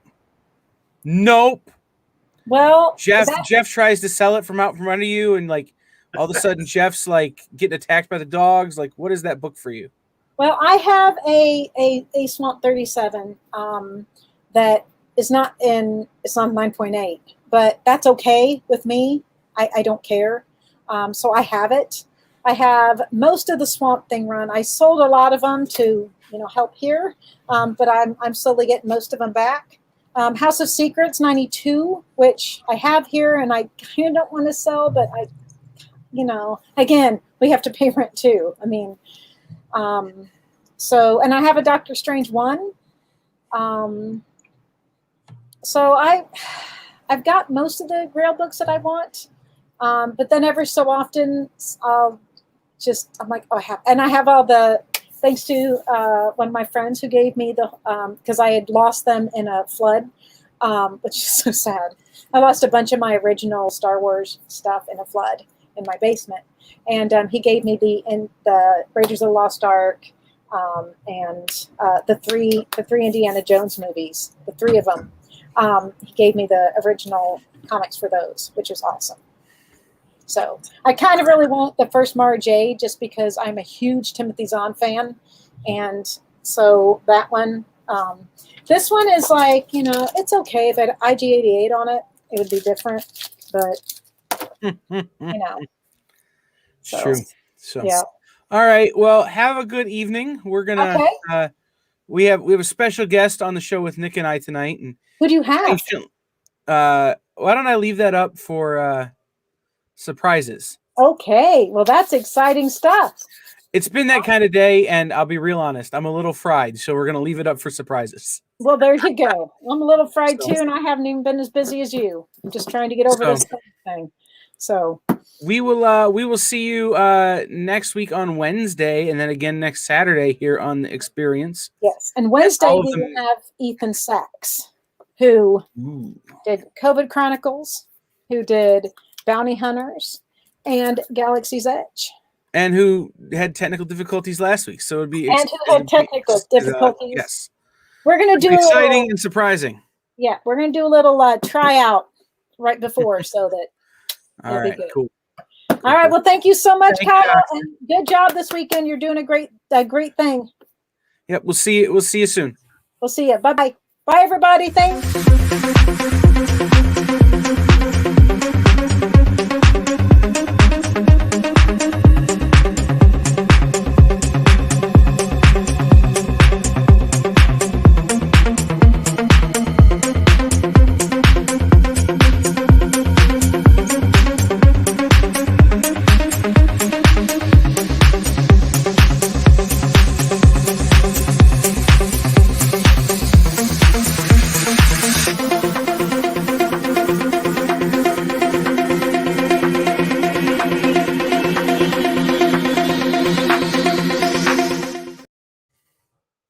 What's up, everybody? Welcome into Comic Collectibles with from Dynamic Forces with Nick and other people, and I am other people. Let me bring in Nick and make more sense if he's here. It doesn't make more sense if I'm here. I thought I was the guy that screwed it up for everybody. I thought I was the guy that made no sense. I was full of nonsense, and it doesn't make sense. If the show is Comic Collectibles and other people, why would you talk about sense when it comes to me? It's an oxymoron. Because yes, I am a knock and a moron. Well, but if the show is called Comic Collectibles with Dynamic Forces with Nick and other people, you need to have Nick to have the other people.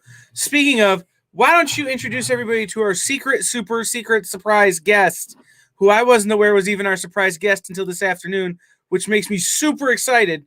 But that's mainly just because I forgot to check my emails. Well, this is a really cool guy, someone that we wanted to have on the show for a few weeks in a row, and his schedule is not allowed, but he's a super nice guy. We work with him with some creators. He knows collectibles. He knows talent, and he's just one of the nicest guys around. The one, the only, ladies and gentlemen, boys and girls, children of all ages, Corey. Oh. Where? Werewolf. Nice guy. What are you talking about? What's going on, guys? What's going on, brother? How you doing? I'm about exhausted. We had a thing today. Me and one of my buddies. We went down to a comic shop here in Jacksonville, and there's a book called The Recount. I don't know if you guys are familiar with it. Put out through Scout. It's a good book. I loved the concept when I first read it, especially considering the climate and all that stuff. But I'm not going to get into that. It was just a very well written book. and very. It was one of the only times where I liked seeing current events in comics. So I heard the guy Jonathan Hedrick was coming to a shop here in Jacksonville, as I said, called Mythical Mountain. Great shop, and I had to meet him.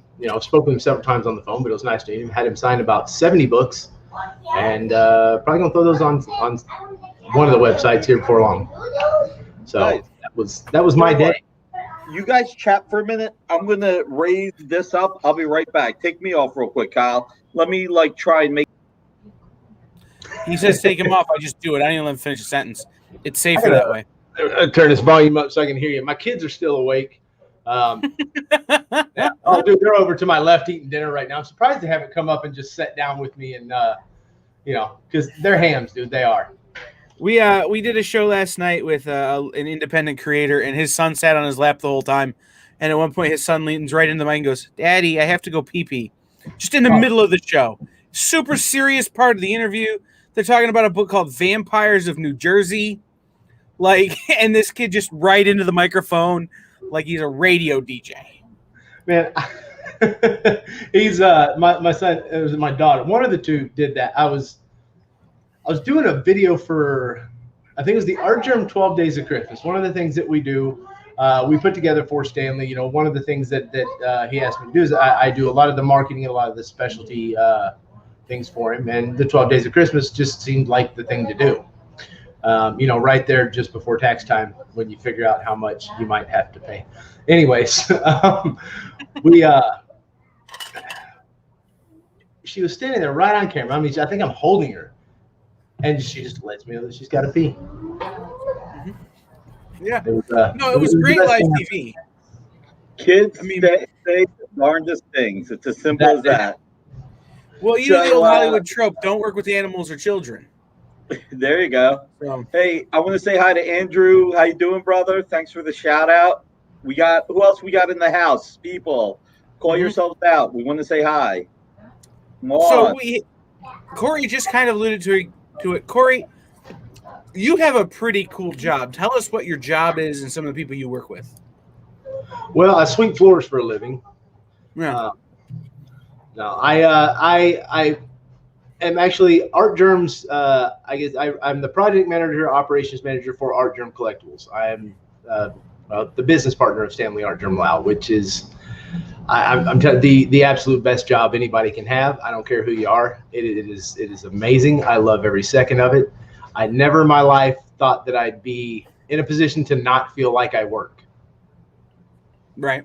But basically what we do at Art Germ Collectibles is anytime Stanley wants to do a creator-owned variant, we will go to Marvel, DC, Dynamite, wherever, and I'll try to set that up for him and get all the balls rolling, and he'll talk to whoever respected person at Marvel and go. Which is so cool. Well, he makes it, and you know what? Here's the thing. Corey makes it sound so simple, and it's not really that simple. What he does is he works hand in hand with the publishers, with editorial, with the marketing department, make sure that he coordinates his artists, making sure the schedule fits. What Corey does, he is giving everybody the elevator pitch of what he does, but it's very, very, very detailed because you don't get to do varying covers, whether it's Marvel or licensed books, without many rounds of approvals. So the thing that Corey also has to do is, because he wants to make sure, I'm tooting Corey's horn for him, but it's just I swear to God, Corey's not the shy type, but it seemed like he was almost being shy. So, but what you got to do also in coordinating with your talent is also make sure they're on time with their regular day job. So, Corey not only has to do all that, but then he has his retail partners, the platform he sells on. He needs to coordinate when he can release the image to make sure it doesn't hurt the publisher, that it enhances the publisher. There are so many things that go into Corey's job. But I will tell you, the reason why I'm so happy to have him on the air is because he's one of the guys that when you work with, He's a consummate professional. His creators are unbelievably talented and professional.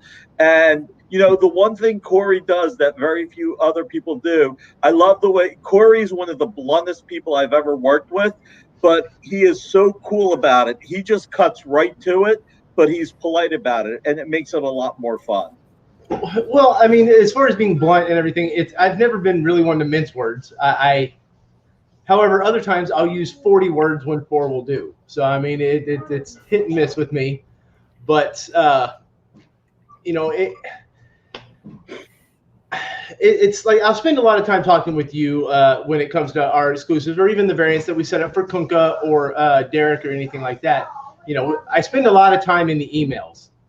That is about a quarter of my day, which, and to be fair, I think I've made this known. I absolutely loathe emails. I do.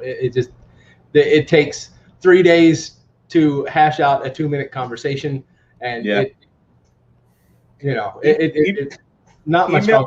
Email is the most efficient and inefficient way to communicate both at the same time. Emails just be a recap.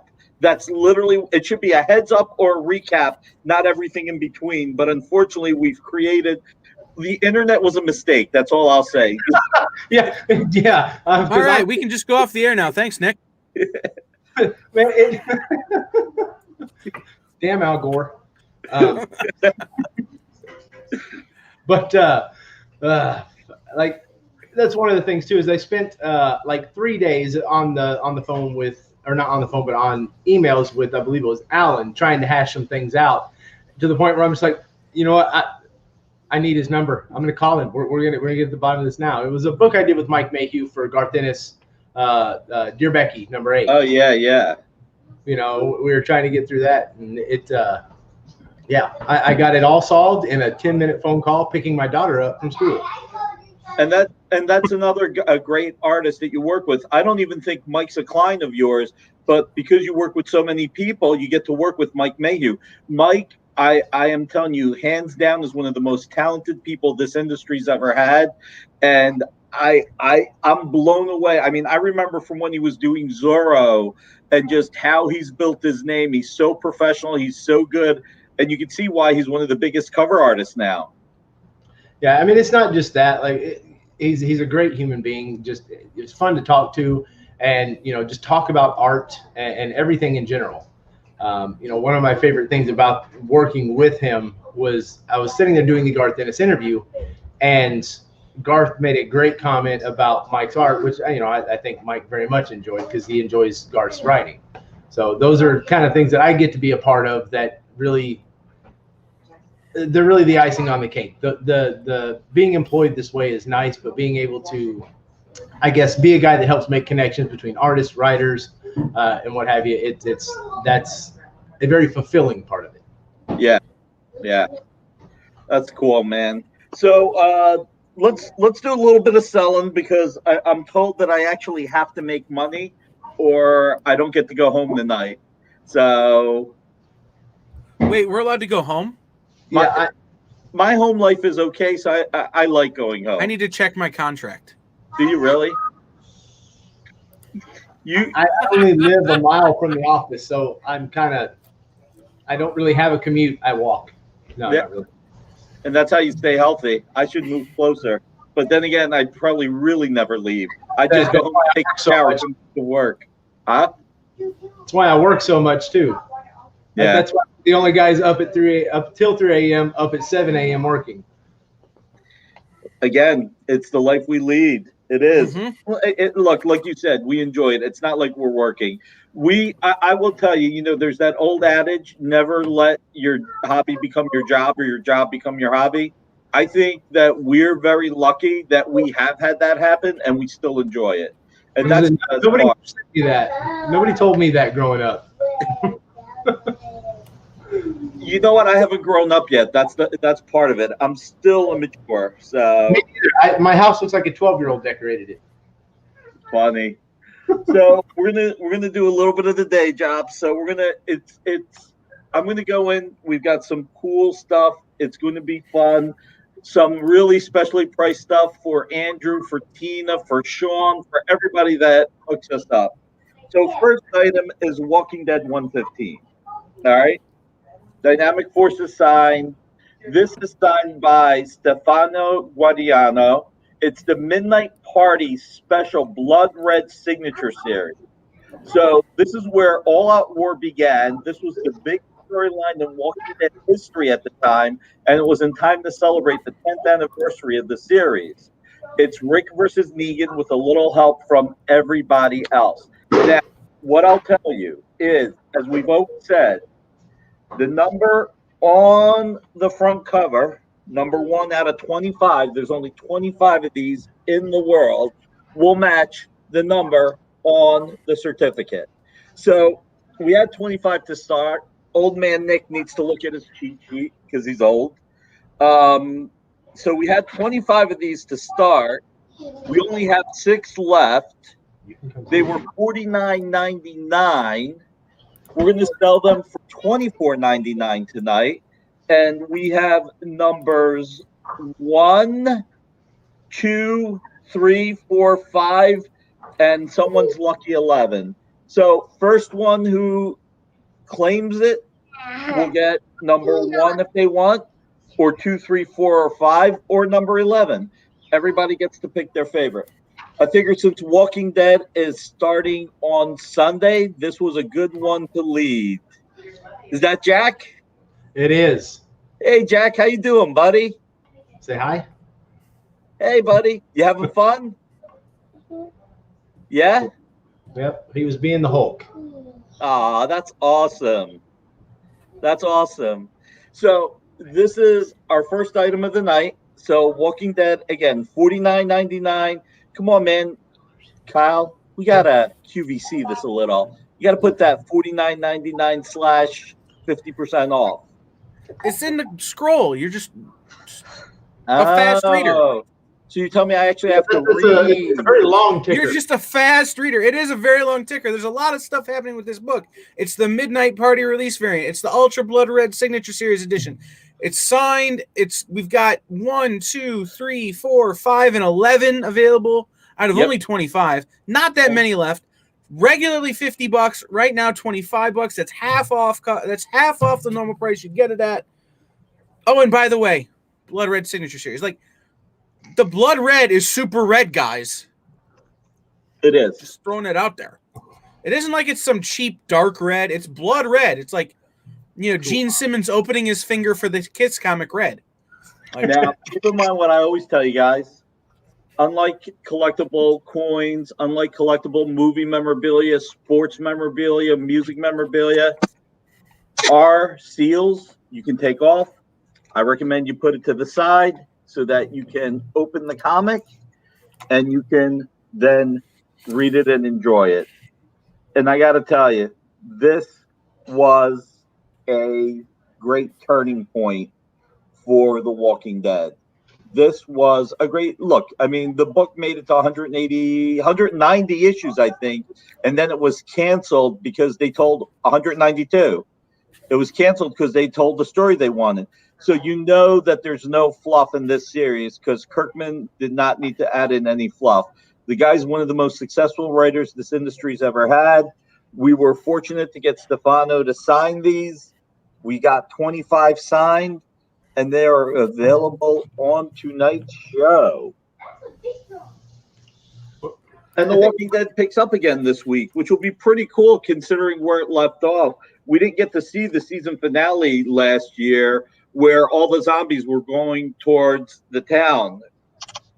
So, should be interesting. I have a weird Walking Dead story. I stopped watching The Walking Dead. And I'll tell you the story why. Stephen Yun is a friend. Okay. He was one of my teachers when I studied improv years ago, before he ever got on TV. And we've remained friends. And when they killed Glenn, I stopped watching because, well, no, my friend's not on it anymore. But a few months before, I had seen his wedding announcement. He said he wasn't going to get married until he was done with the show. So I knew it was coming before it happened. And I'm going, I know this is coming. Should I tell people or not? And I didn't. And then I watched the episode and was like, all right, I can stop watching here. And it lasted all of about 3 weeks before I went back and caught back up and got back into Oh, the show. really? Yeah, I'm like, I'm gonna be done. My friend's off the show. Oh, I gotta know what happens. It's like this, you know. Like, That I gotta was know what's happening. that was a good build up to killing Glenn when you think about it. You know, that was a really good build up to killing him, where they kill Abraham first, and you're like, okay, this is done with it, and the suspense and the build up, it was fantastic. And then the way they killed Glenn, I mean, when you think about it, when you look at it objectively, you could see why they always said, and we're going to kill one of your guys. We'll let we'll let almost all of you live except for one. Well, and what's really funny to me is the number of people from my previous career that wound up on The Walking Dead. People I knew from my time in the music industry and Really? broadcasting. Yeah, who like people that I worked with on TV shows when I was doing music consulting, who those shows got canceled. Now they're on The Walking Dead. Or people who I would run into when one of the artists I worked with was on doing something on a movie set, and hey, there's Jeffrey Dean Morgan, and next thing I know, oh, hey, he's Negan, like, oh, I've met that guy, like, and they wound up on The Walking Dead. There's a lot of 1 degree of Robert Kirkman for me. See, Right. that's around the time I stopped watching it as well. It's not because I didn't like the series, the premise or anything, and I never actually got into the comics, The Walking Dead, because it was so far into it that I really didn't feel like going back and buying all of the other compendiums. Plus, I had a very large pull list at the time. So the reason being is I love Jeffrey Dean Morgan. Like, I thought he was like an unsung guy for years, like when he was the dad on Supernatural and a couple other things he was in. But his Negan, while looked cool, the way he chewed scenery, those long pauses between words, just it something about it just didn't register with me. I didn't take a hold of it like everybody else did, I guess. And I don't know why. That's super fair. I mean, like I said, it's 1 degree of my whole thing was it was always 1 degree of Robert Kirkman. I wanted to meet Robert Kirkman, and I'm like, and all these guys who work with him, nobody will ever make the introduction. I mean, maybe you'll get to be in the movie they're making or something. Everybody else was in it, right? Isn't that what you said? Or I'll say this, and next week Nick will email me and be like, hey, we're having Robert Kirkman on something. Because that's how Nick works. But He might be a little busy.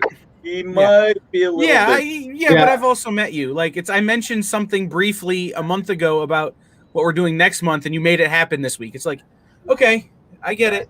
This is what we do here. So, by the way, nothing will ever come together again. You just jinxed it all. We'll make it work. But no, it's cool. So, guys, remember, Walking Dead 115 limited to 25, or 115 limited to 25 in the world. Midnight Party variant, ultra limited blood red signature series. We have numbers 1, 2, 3, 4, 5, and 11 remaining. Right now, 50% off the normal MSRP of $50. And Nick's reading Star Wars. I'm not reading Star Wars. I'm bringing you Star Wars by coincidence. Corey was talking about Mike Mayhew. This was not planned. This is not a job. This was not planned at all, but this was on the list. We have Star Wars number 0, the last Star Wars series. And this is the ultra limited Blue Harvest edition, signed by Mike Mayhew. And they had a lot of great creators on this. They had Mike Mayhew, Sean Cook, Killian Plunkett, Stefan Rue, Scott Collins. This is the Mike Mayhew cover. This is the companion to the 8-issue adaptation of the Star Wars. It's an exclusive peek behind the scenes at the design that brought you a new, yet incredibly beautiful galaxy to life. In this volume are the never-before-seen comic sequences that were used in Dark Horse's pitch to George Lucas. All of this has previously unpublished designs and comic pages, and it is the companion to the 8-issue adaptation, like I said. So you've got this limited Blue Harvest, 25 in the world, Certificate of authenticity. Again, number on the certificate. This one happens to be number 14. Will match the number on the comic. All right. And these are signed by Mike Mayhew. So these are really difficult to get. And Mike, I mean, look at how beautiful the artwork is. Mike's signature is not that. Oh, look, no creator signature is easy these days. But Mike's signature, just like many creators, it's hard to get. This is limited to only 25 in the world. And we don't have the first ones like we may normally do. We have number 7, 8, 10, 11, 12, 13, and 14. So there's 2 left in the single digits. There's only a few in the other digits. Now, the MSRP is $77. What we're going to do for tonight is we're popping it in for an even $30. So normally $77. Tonight, $30. And like we always say, the number on the certificate, this one happens to be number 14. And the front cover match. And as always, this is a great book to read. These books are meant to be read and enjoyed. So, guys, and I have in my notes, this is the first time this book has ever been discounted below $77. It's never happened before. The notes I get from Dynamic Forces go, what do we price this at? And Nick is making it up right now. $30. All right, on this rare Mike Mayhew cover. The Star Wars number 0. I remember when this book came out from DF and we ordered some for the store. I don't think I got one. I don't remember. I think my business partner yelled at me because she knew I'd keep it. That's I think what wound up happening. So while we're on the air right now, I'm going to buy number 7. There you go. Number 7 it is.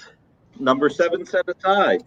You were talking about earlier guys that are, I guess love what they do and just like work all the time, or at least that's what was in my head because that's what I do. Mike is another one of those guys. Mike is a guy that just, he loves to paint, loves to do covers, and he is steady. Like I rarely a week goes by where I don't see either a Mike Mayhew cover in previews or him releasing another exclusive or some other shop having an exclusive. The guy just loves to do comic art. And I mean, it's awesome. Like I've done personally 2 different covers with him. And I mean, he was just amazing to work with both times. I mean, I can't say enough nice things about it. No, Mike's been in the industry for probably 30 years now, at least 25, if not 30 years. And he has not changed at all. He's the same great guy he's always been. He's fantastic to the fans. He's a consummate professional. His art just gets better and better and better. And when we get to work with him, we're really lucky. I mean, again, the Blue Harvest edition, there's only 25 in the world. These are all first prints. The last Dark Horse comic, Star Wars, that came out, it's historic from that point of view. And it's a marquee item. Look, Kyle said it very well. We've never discounted this before because it is the Blue Harvest theory. Because there's only 25 in the world, there's never been a need to discount it. And the reason why we did it at $30 tonight was because we have some great fans that come back and revisit us every week. And so during the show, we want to offer some compelling pricing to reward you for giving us your time. I mean, again, we do not take it for granted that you come and watch our show, that you give us your time. It's Saturday night, and we're having fun together, which is great. And, of course, Kyle jumped on number 7, so he gets to put it he gets to show his partner, who is his previous partner, who's boss. Oh, she's still my business partner, but I'm buying this one for me. I'm not using the store budget. There you go. No, it's it's one of those things is that I love Star Wars. I've always loved Star Wars. I really like Mike Mayhew's art. His range is so broad. You see a Mike Mayhew piece and it's a Mike Mayhew piece, but no 2 look the same. No 2 look, they're all very unique pieces for every book he does. you get some guys where, you see similar books. Yeah, Andrew and I have been commiserating over how much trouble we're going to get in with our significant others spending money. So But, basically, you guys have to buy equal. So are you buying number 8, Andrew, since Cal bought number 7? Lucky 11. Come on, Lucky 11 has 2 1s in it. Let's see if we can encourage Andrew tonight. Who's getting 13? That's what I want to know. Somebody has to call it out. Andrew, 2 1s. Come on, number 11. Let's set it up. So anyway, sorry, Kyle, I interrupted. Sorry, I'm getting a text from Jerry, who's producing the show for us tonight. No, it's like I said, I like Mike Mayhew's art, but this is a book that I've never, I remember thinking, I want to order this for my store. I want to bring this to my customers. And I didn't have that opportunity. And now I have the opportunity to bring it to myself, which makes me happy. So, guys, get on this book. Like, it's more than half off, by the way. More than 50% off. More, never discounted before. Never discounted. Like number 0, which from Dark Horse, which never gonna happen again. It's not like there's gonna be another Dark Horse Star Wars series. Yep. And it's not a cover you see every day on the street. It's a rare cover. It's an exclusive. All these things. There's everything going for this book. Corey, real quick, I got a question for you. When you set up signatures with Mike for people to mail you their books, how much do you usually collect for people to mail you their books? How many books do I collect? No, how much do people charge how much do fans have to pay per book? I believe his price. The last time I did a signing with him, it was, I think he charged 10, but I think his con price is 15. I just, I did some things and worked out some things to where we could get a special price on it, because it was for an event. We were pushing a book with him, and he agreed to do a little bit less for that. And plus we were doing something at the time that it was. We were doing something specifically for fans. We wanted to push. We had creators doing stuff for free. People that normally do stuff for free, and we had creators doing stuff for $5. Things like that. But Mike actually he didn't keep his price where it was. He lowered it. Right. So if somebody were to mail books in to be signed, they would need to pay for the postage to and from you. Mm-hmm. Pay Mike $10 a signature. Yeah. And obviously, it could be a long wait because everybody's got to fit it into their workflow. So, like you're doing an art germ signing where people need to mail you the books by March 3rd, and you may return them. I don't know when you'll be returning them, but it's once you have the designated signing set up. Right now, so everybody had to pay the $10, pay to ship you the book, pay to have the book shipped back, pay any handling costs.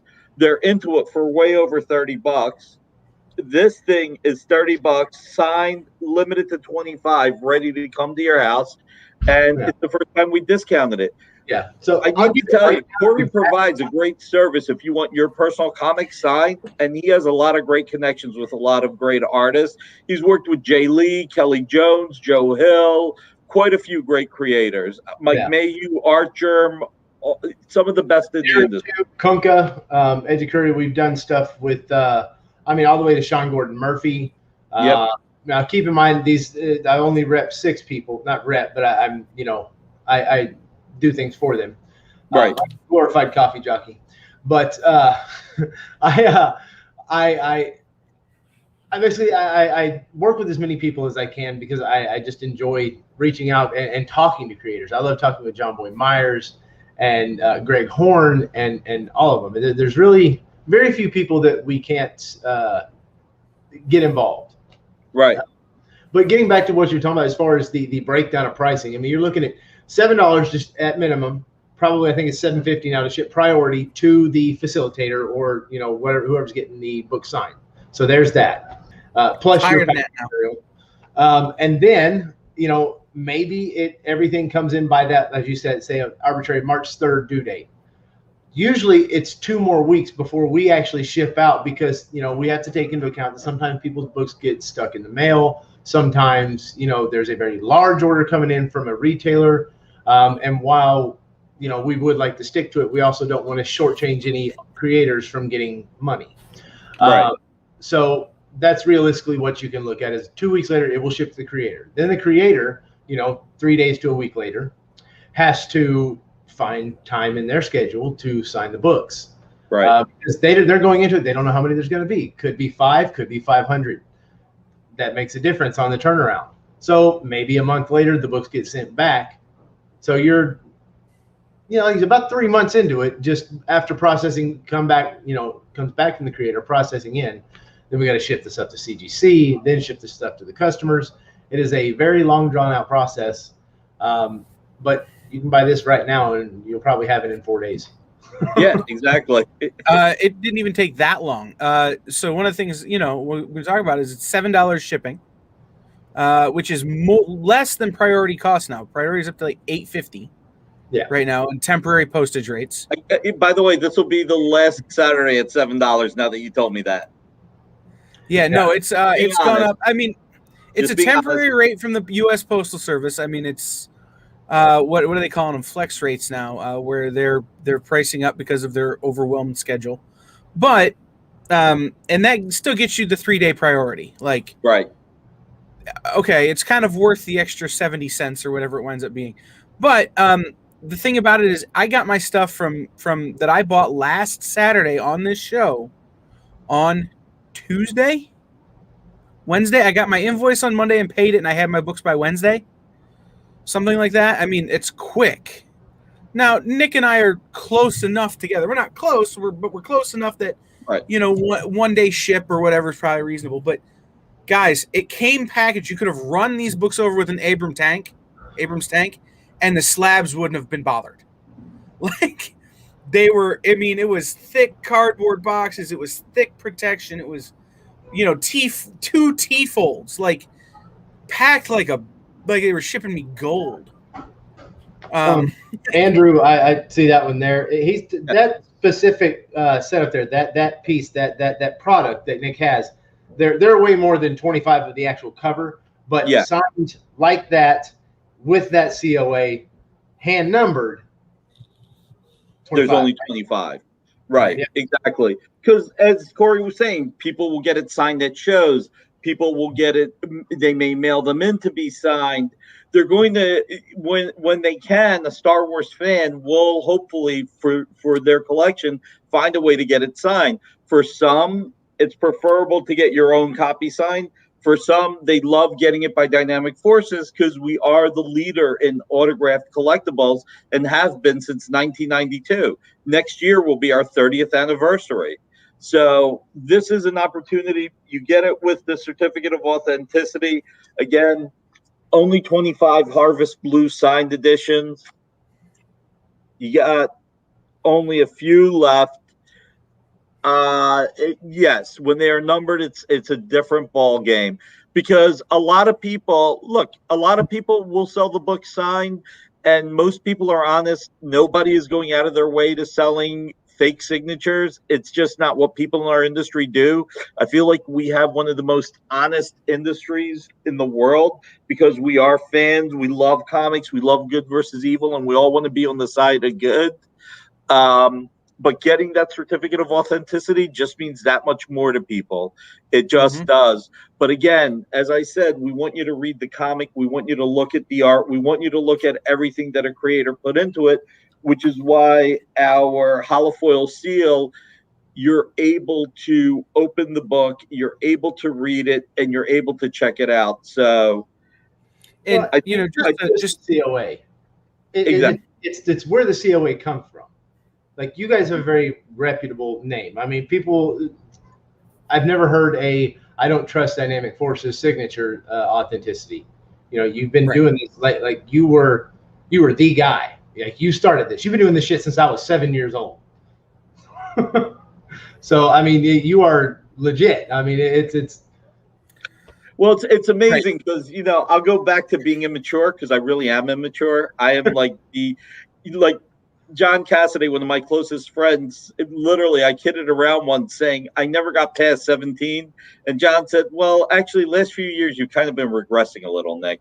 So, so the reality is that when I talk to you, when I talk to JJ, when I talk to some of the guys, it's really it's cool and weird. Like JJ told me he's got a collection of Dynamic Forces books, which is always awesome. And you're sitting there like you really affected a lot of people. Like Matthias at we were talking about this before. Matthias at Nowhere Comics and Games. He's got 2 stores in California, I think. He started buying comics for me on QVC and Home Shopping Network. So I always say that this industry is so personal and so important. This is why when we are offering products for sale, it's so important to give you great items that we can get behind, that we enjoy, because you never know who you're going to touch, who's going to help grow the industry. There are so many fans and so many people, like I said, JJ, Matthias, so many other people that Dynamic Forces help bring into the industry. And every person we made happy that we brought into the industry is bringing more people into the industry. So these are the things that really make you happy, where you sit there and you're like, wow, we've done a great job. People are happy. Well, we need to take a quick break here on our show here.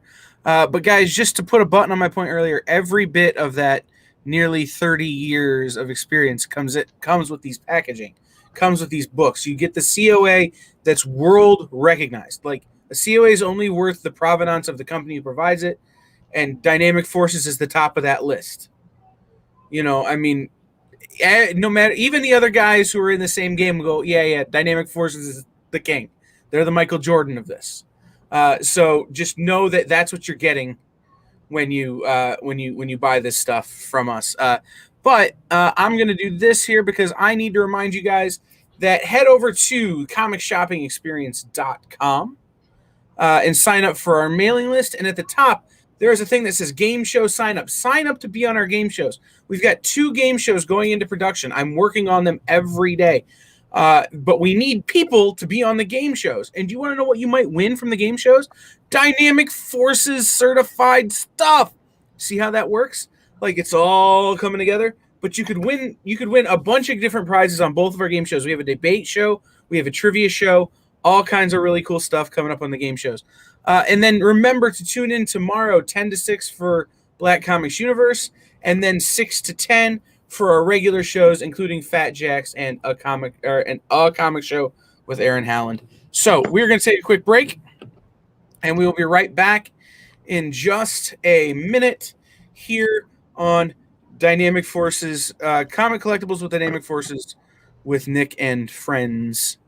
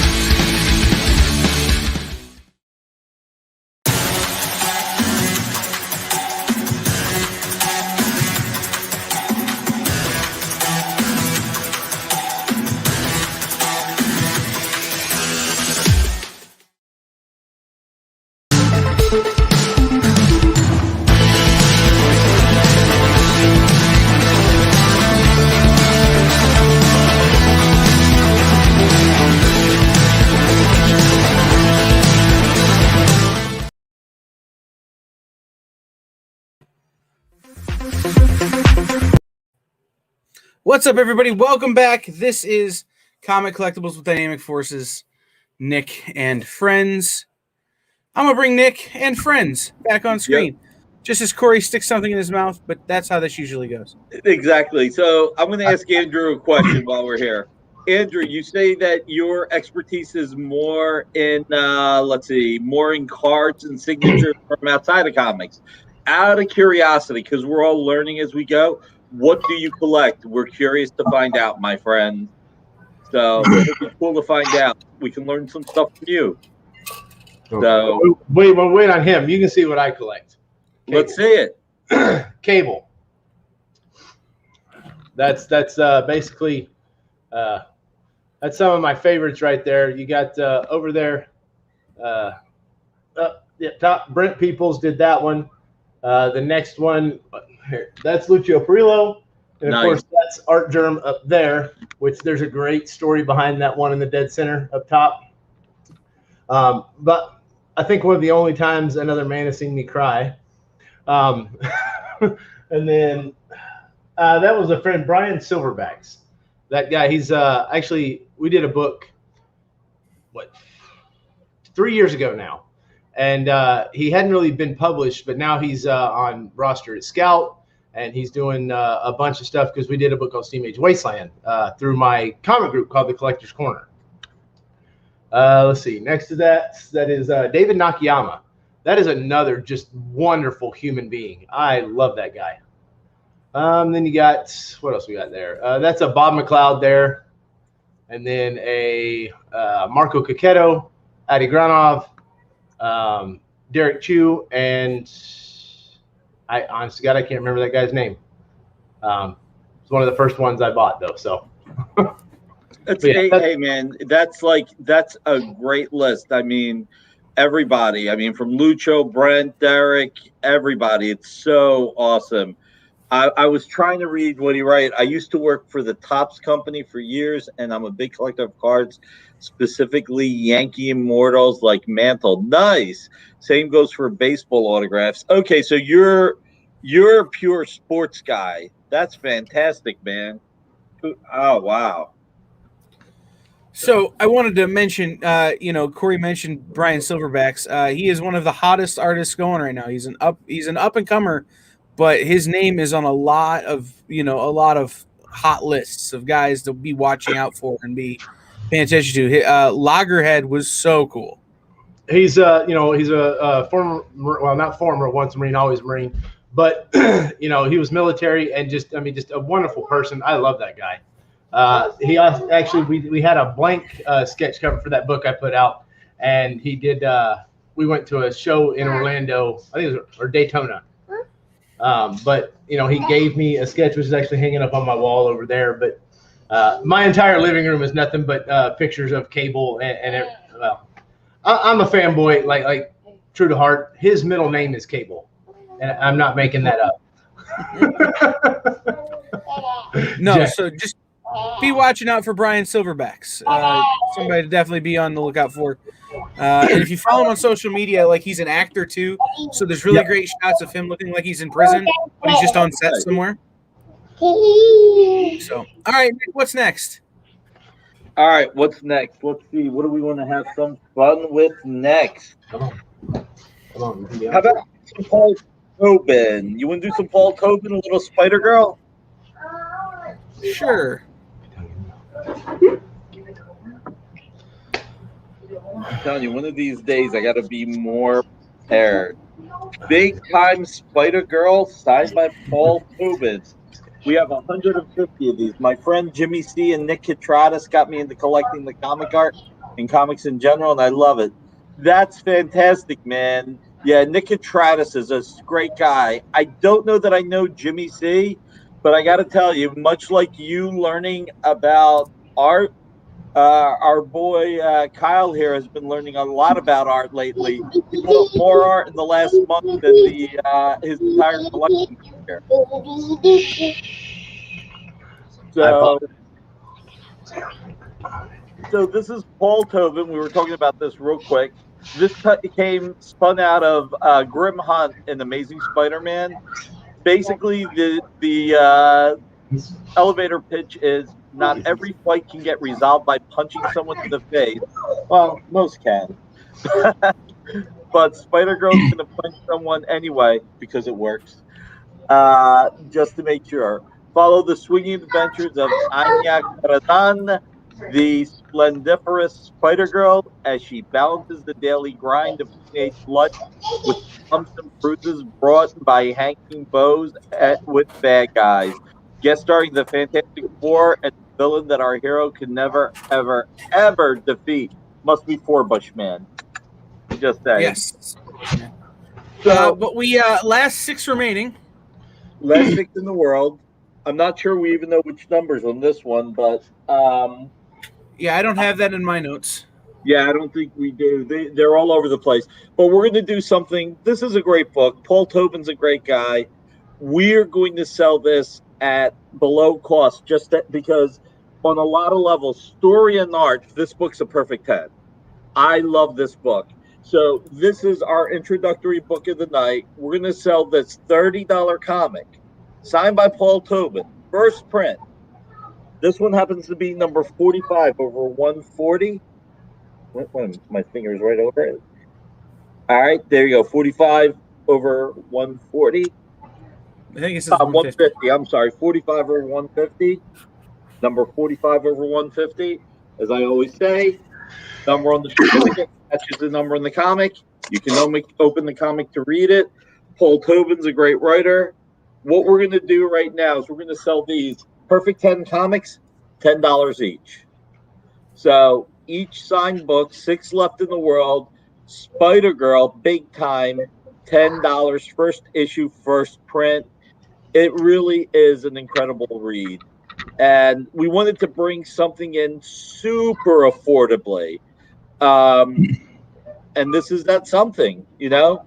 I don't think we've had a signed book at $10 yet. This is the first one. So this is a great comic.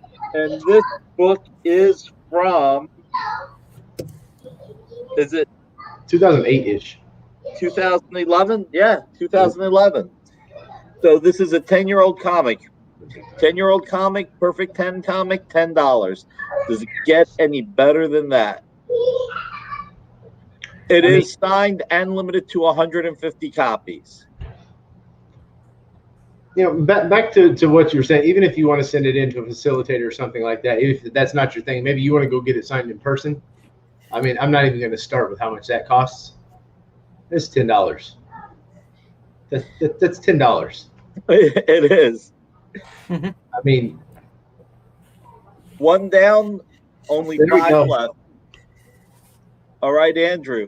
No, it really is a great price. And, you know, the thing that we love about this show, if you buy this and you enjoy it, you then get to buy the back issues from your local retailer or get the trade paperback, and you can support them as well.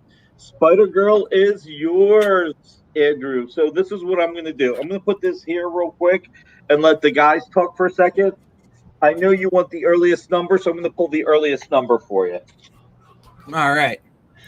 So we'll just take Nick and throw him over there, make him tiny. Well, he's bent over like that. So Corey, how did you get into working with these artists that you work with? Okay, what was the impetus for jumping into that job? I worked construction most of my life. I did a lot of commercial construction. I was a project manager for a few companies, including my own at one point. And then my body just, you know, when I was a kid, I thought I was invincible. When I hit 30, I found out I was wrong, and everything kind of caught up with me. And so I decided I'm going to go to college and study sociology, psychology, just kind of figure out what I want to do. And for part-time, I started working at Altered Egos Comics and Games here in Orange Park. Great shop, wonderful bunch of people. You know, their side note, that is my comic family, those guys there. So I worked there for a little while, and then I became a CBCS facilitator and started the Collectors Corner Facebook group. It's a place where you just kind of go, we don't allow negativity. We don't allow creator bashing. We don't allow well, I'm going to be blunt. Our number one rule, literally at the top of it, is don't be a dick. And that's, you know, it's great. I mean, it's kind of catchy from the beginning there, but we started that, and then guys like, you know, Polito started to jump in, and several other creators, like a lot of the 90s inkers, like Tom Morgan, and Stephen Butler, and I mean, just and a bunch of indie artists, like the people that we ended up putting in Steam Age Wasteland, or aspiring comic artists. And that's kind of was a springboard into me getting a shop in Daytona, which lasted all of 4 months before Art Germ was like, hey, which I'll get to that in a minute. Do you want to do my exclusive variants?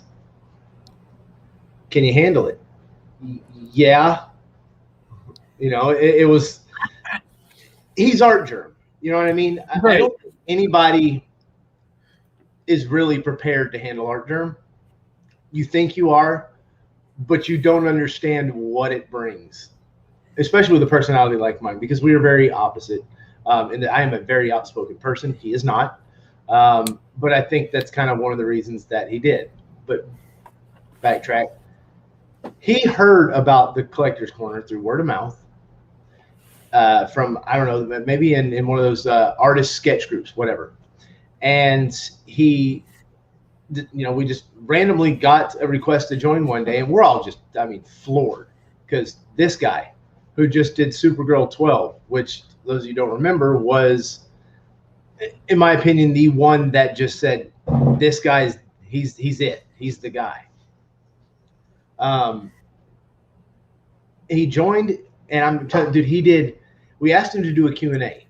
He let us promote it for a day, and he started. We got to, you know, be moderators of it. And I fell asleep, and I, you know, sometime around midnight. I wake up 9 a.m. ish. You know, I get to Facebook. I didn't wake up at 9, but I look at Facebook around 9 a.m. This man is still answering questions. I have never in my life seen a creator for 9 solid hours sit through a fan Q&A, and that, I mean, that man inspired me. He just, from that, the dedication that he has for his fans, it just completely inspiring. So we became friends through that, talked about art and what have you, and eventually he did ask me to do that. So yeah, that's how I got here. I fell into it by accident. You know what? Luck is opportunity knocking and being prepared. And, you know, Archer, obviously, I feel this way. We're friends. I wouldn't be saying it just to say it. He has taste. He got himself a great guy to work hand in hand with him and to grow his business. I think it's fantastic. Real quick, Andrew was asking if I got an earlier number. I did, Andrew. I got you number 44. So we had 45, 46 through 50, or through 49 and then 51. But going back to everything with Corey has, I was saying it before, he's just great working with the artists, working with the retailers. I mean, again, you know, Corey's job is beyond helping the artists. It's working with the publishers, working with the fans, working with retailers. It's pulling everything together and making his it all job is work. herding cats. Is exactly what it is. He herds cats. A lot of people think it's like working in a comic shop and being in the comic industry. You get to sit around and look at cool art all day, which you do, but it's not always for fun. You get to read comics all the time. Not hardly. I genuinely have not read a comic in 2 months. Wow. I just don't have time. But when I do, I binge read. Like, I will sit down, I'll get all the singles, but I also buy the trades. And I'll sit down for like a day and I'll read like 7 volumes of X-Men. You know, which that's a feat to be able to read 7 trades, at least in my head. But it's, you know, there's that, and being on the phone all the time, just trying to coordinate this, that, you know, trying to make sure that the artist is okay with this. You know, this guy wants a cover from you. Do you have time to do this Kickstarter? You know, it's a lot of work, and it's not just for one. I got 6 that I have to do it for. So, right. Well, and again, you do it with 6 that you work with regularly, but plus everything else you do. As we were talking about, you work with so many other creators. Matter of fact, we'll talk about a creator you have something coming up with. So the Spider Girl tonight, it's issue number 1, big time, $10. We will now move on to another creator you're working with. And we have not done a signing with this creator in a long time. And he is arguably the best writer that I don't, you know what? I don't want to see the best writer, but one of the 5 best writers Marvel has had in the last 20 years. And it's Jonathan Hickman. We have Infinity #1, Midtown Comics exclusive signed editions. These are Midtown covers, but they were signed for Dynamic Forces by Jonathan Hickman. And look, we all know how huge Thanos, the Infinity Gauntlet, everything has been. You know, Jim Starlin's space saga has survived decades and grown. And this was an oversized comic that kicked off that year's most anticipated blockbuster summer event. And it changed everything the way you saw the Marvel Universe at the time. The outbreak of war on 2 fronts. It was Earth and space, and the heroes were torn between them, and the world shattering return of Thanos after having been away for a while. Now, Jonathan is a great. I'm just trying to find the date of this when we got the sign. This was 2013. This may be the last time Jonathan Hickman autographed comics for us. So this is what is the MSRP? $39.99. Old man. $39.99. All right, so it's $39.99, and we decided to do what, $19.91 on this. Super rare signature for only $19.91, which I'm sure has some significance, Nick. What is the significance of 1991? It's the year Infinity Gauntlet happened, when the original 6-part series by Jim Starlin, George Perez, Ron Lim, Joe Rubinstein hit. And I'm going to find out one other little piece of info. There's only 6 of these left in the world. And this is where Corey's going to come in, and it's instrumental. Again, some of these books were pulled without knowing that Corey had some tie-in with this. I was looking at his page today, and he's doing a signing with Jonathan Hickman, and the signature fee alone is $20, right, Corey? 25. 25. Yeah. So you're getting a first signature. Yep. You're getting a first print comic, 1991, signed, certificate, holofoil sealed for $20. There's only 6 copies, and I should have known Andrew would be asking me which numbers you have left, so let me pull them all out. One day we're going to get really sophisticated with this, and I won't just be looking through the box. I got to prep. Right now, I have to prep my shows around Andrew's questions, and I should know what the questions are. All right, Andrew, 170, 171, 172, 183, 184, 185. So 170, 171, 172, although 171 and 172 are 2 of my favorite numbers, mostly because of X-Men 171 and 172 with Rogue, Welcome to the X-Men, hope you survived the experience, and with Wolverine going to Japan to marry Mariko, which never happened. Dude, Andrew, there's nothing to be sorry about, man. You got to get me back to my A game, so... Andrew, keep asking questions, and Nick's notes will even be better for me. I'm telling you, right? The thing about this, cool. I think your signing was the last signing that he had, like private. Yep. I don't think he's had one since then that we have going on right now. You can, if he goes to a convention, get his signature, but that's rare.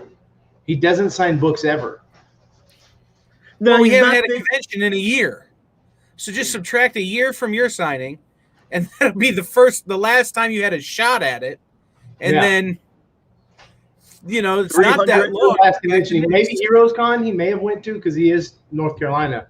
But I don't know the last time he went to a convention and signed. So, I mean, let alone being able to buy 20, come on, $20, guys. Less than. Yeah.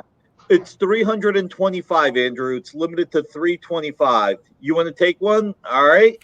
Any particular number? 170, 171, 172. As I mentioned, I'm partial to 171, 172, but also 183, 184, 185.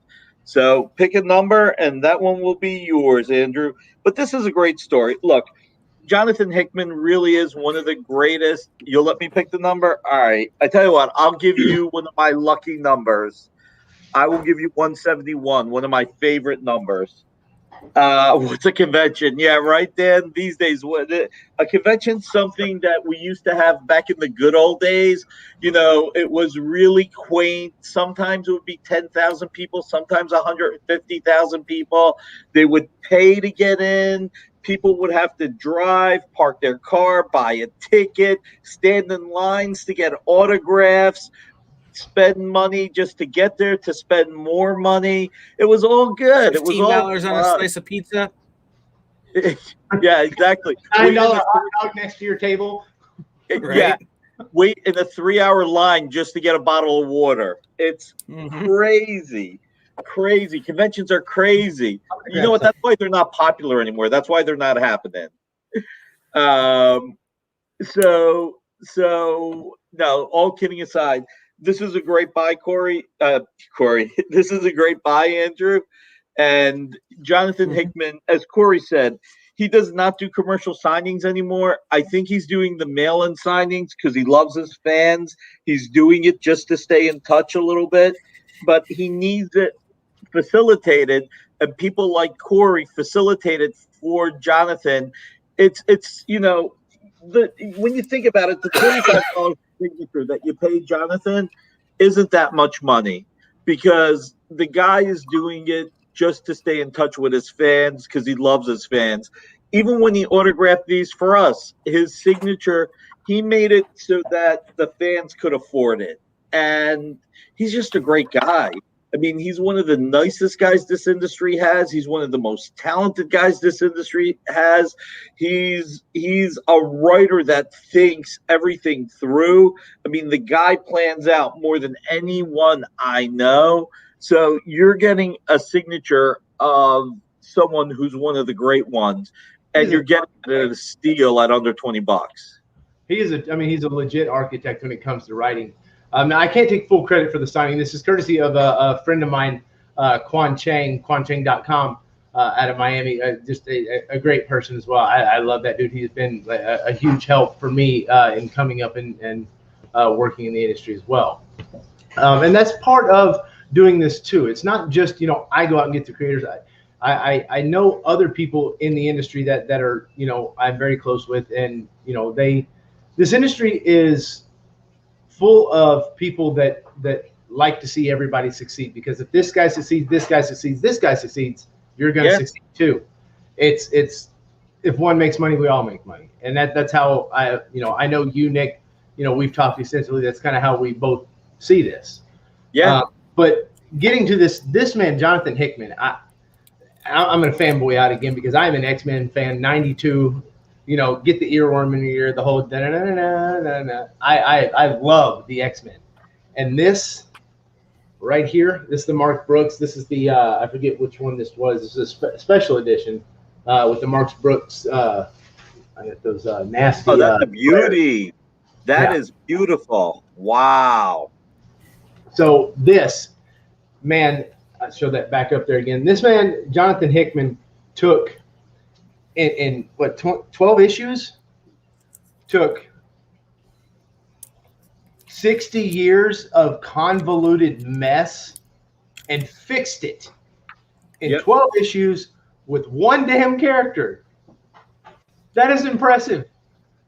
That is, I was floored. I'm like, I see what he's doing here from the giddy up, and oh man, it is. I still read it. I get the singles. I get the trades. I love it, and I'm gonna buy one of those books if there's any left when this is done. Well, I gotta.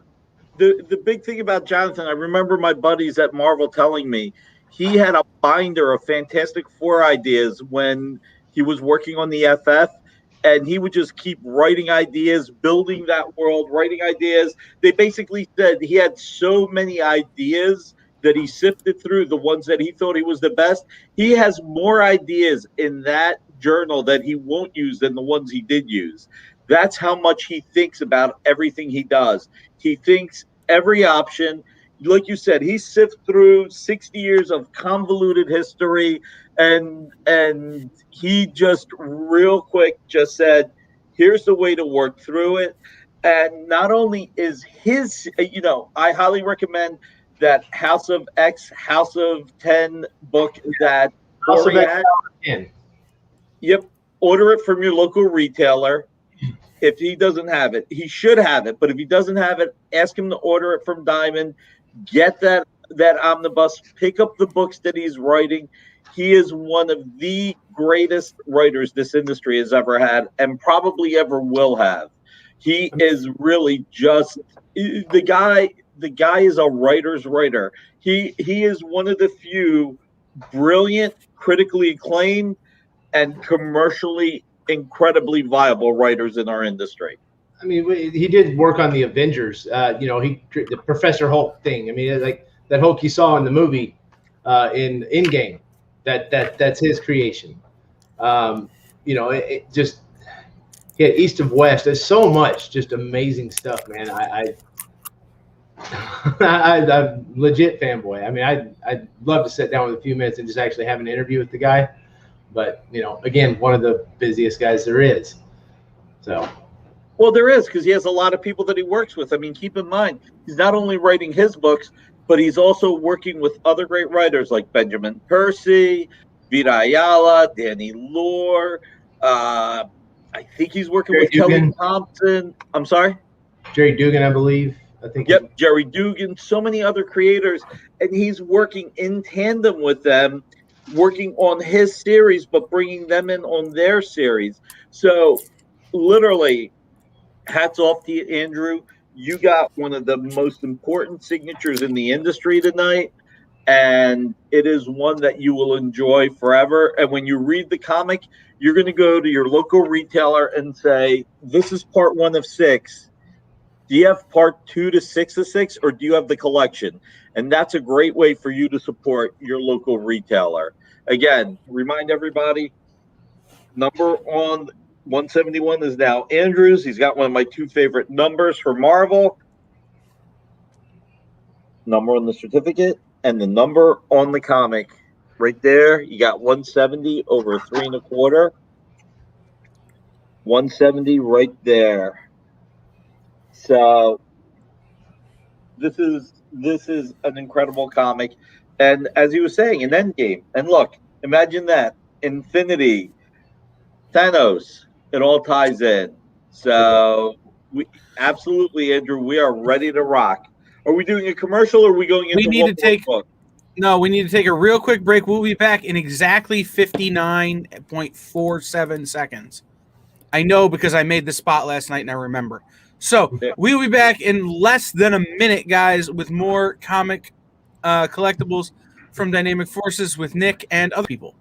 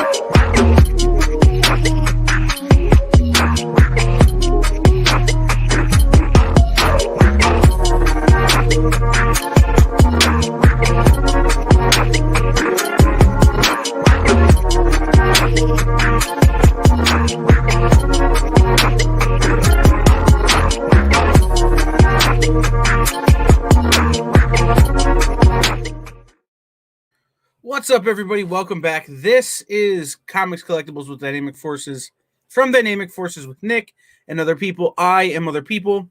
I'm Kyle. I'm here all the time. You see me kind of a lot, I imagine. I just want to remind you guys about a few things that are happening.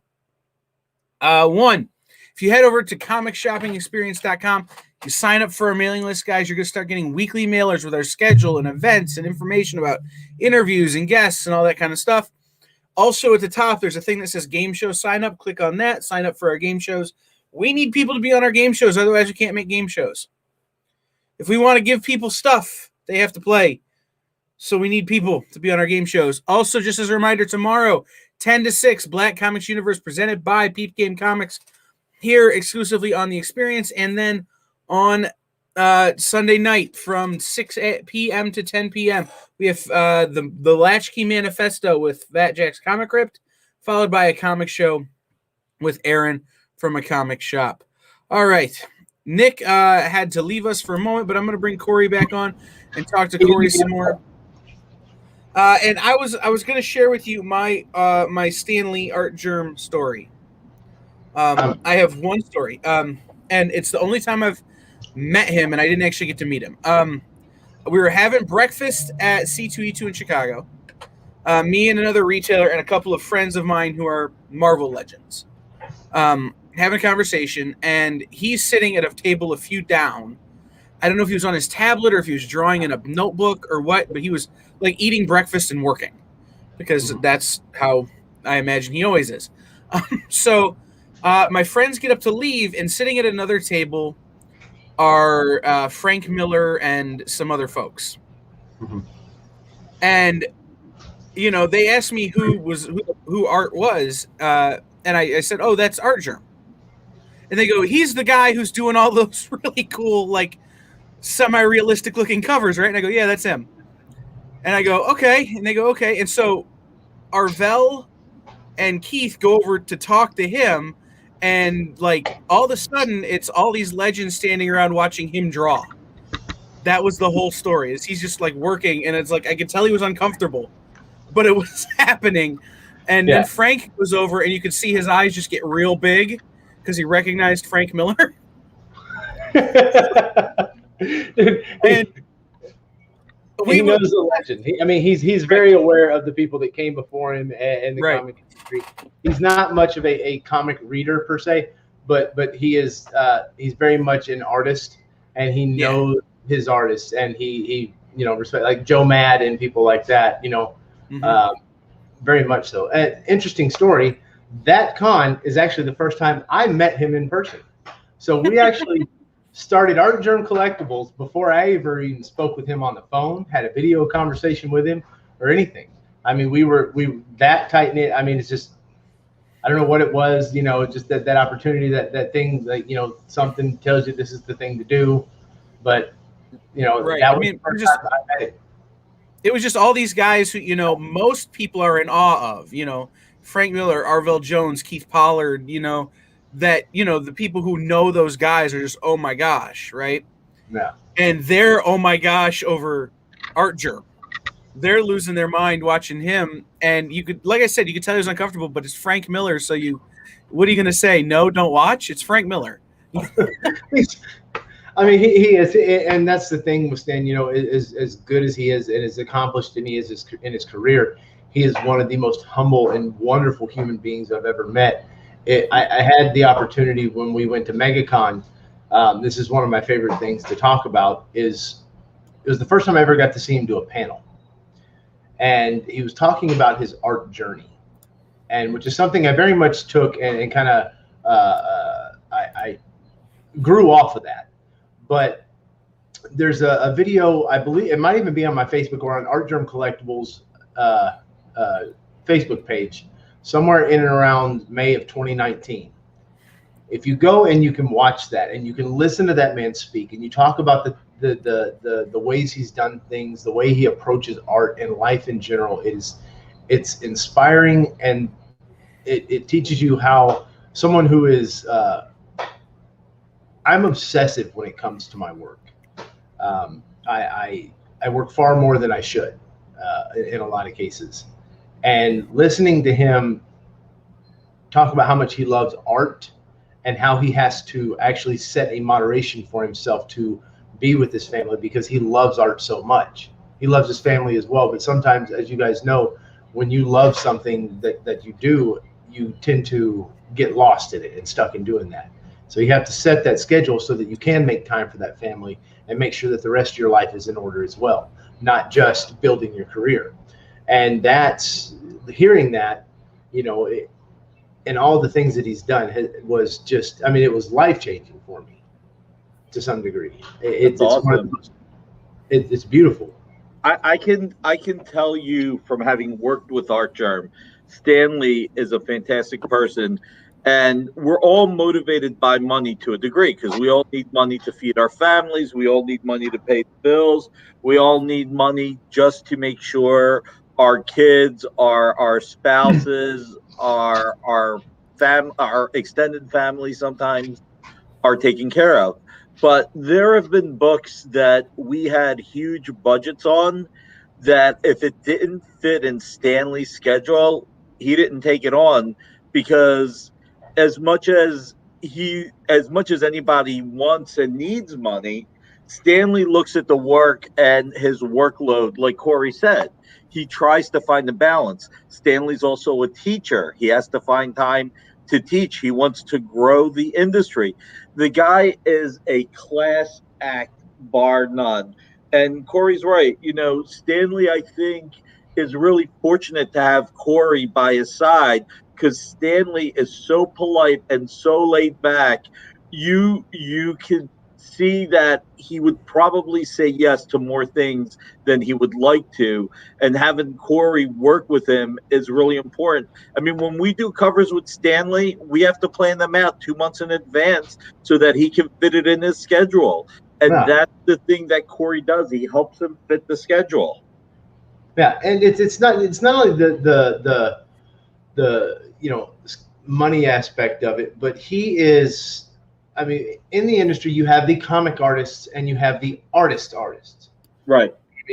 Stanley is very much an artist because he is inspired and moved by the characters that he draws. Some of it is for fans, but a lot of it too is, he's one of those people like if you're a smoker, you can't go 10 minutes without smoking. Right. Whatever. He is so drawn into art that if he goes a day without drawing, I'd be surprised. Wow. Now he has to. There's no art at home. That's part of his talk. Is there's no art on the weekends. That's something that is very important in his life because he will get lost in that, and it will affect your family life. Like I try to shut down my work on the weekends. Well, we see how that's working out. But as I said, this isn't work, so it's just me getting to sit around with some people I know and talk about the things I love. So, all right, Nikki, what's next? I've got two books, and honestly, both books I think will excite two different people on the stream. One book I think might excite Andrew. The other book I'm pretty sure will excite you. And I need to be right back because I need to get one other version of it because right now I've got to figure out whether or not I want to see Kyle's mouth drop first or not because what I have will surprise Kyle. So give me 1 sec. So I'll get back into my table thing while he's off doing that. So, I actually, for the first time in, 10 years, I went on a vacation to Kansas, which is where I'm from. I didn't actually have much of a vacation because I slept most of the time because, as I told you guys earlier, I work from about 7 a.m. in the morning till 3 a.m. at night, and not a lot in between. Last weekend, I went and saw one of my best friends that I made through the Collectors Corner, the Facebook group that I run with 11 of my closest friends, which is just if you love comics and you love just the comic industry and you want to talk about the things that you love, not the other stuff going on in the rest of the world that is polarizing and creates negativity in your life. If you want to focus on comics and why you love them, Collectors Corner is the thing you go to. It's not for profit. We don't make any money for spending our lives moderating a bunch of people, but it is what it is. We love it.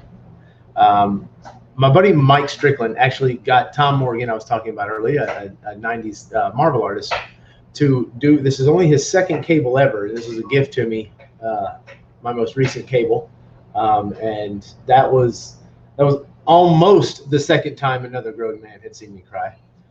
So I mean, that was I was speechless and stumbling and bumbling over my words, but I just give him notoriety. And Tom, again, I really appreciate this. It means a lot to Corey from Tom. Yeah. So I love giving those 90s guys that, the 90s are often frowned upon in art. And I guess I'll monologue for a little bit since they're both busy.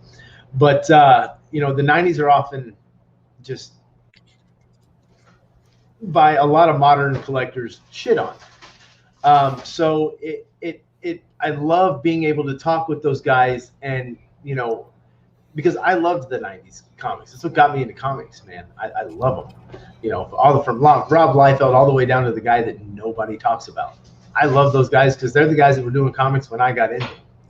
And, there's a lot of those guys in the Collector's Corner, and I like promoting them and getting them commissions as often as I can because, I mean, they deserve to have their work seen in a more cherished fashion as well.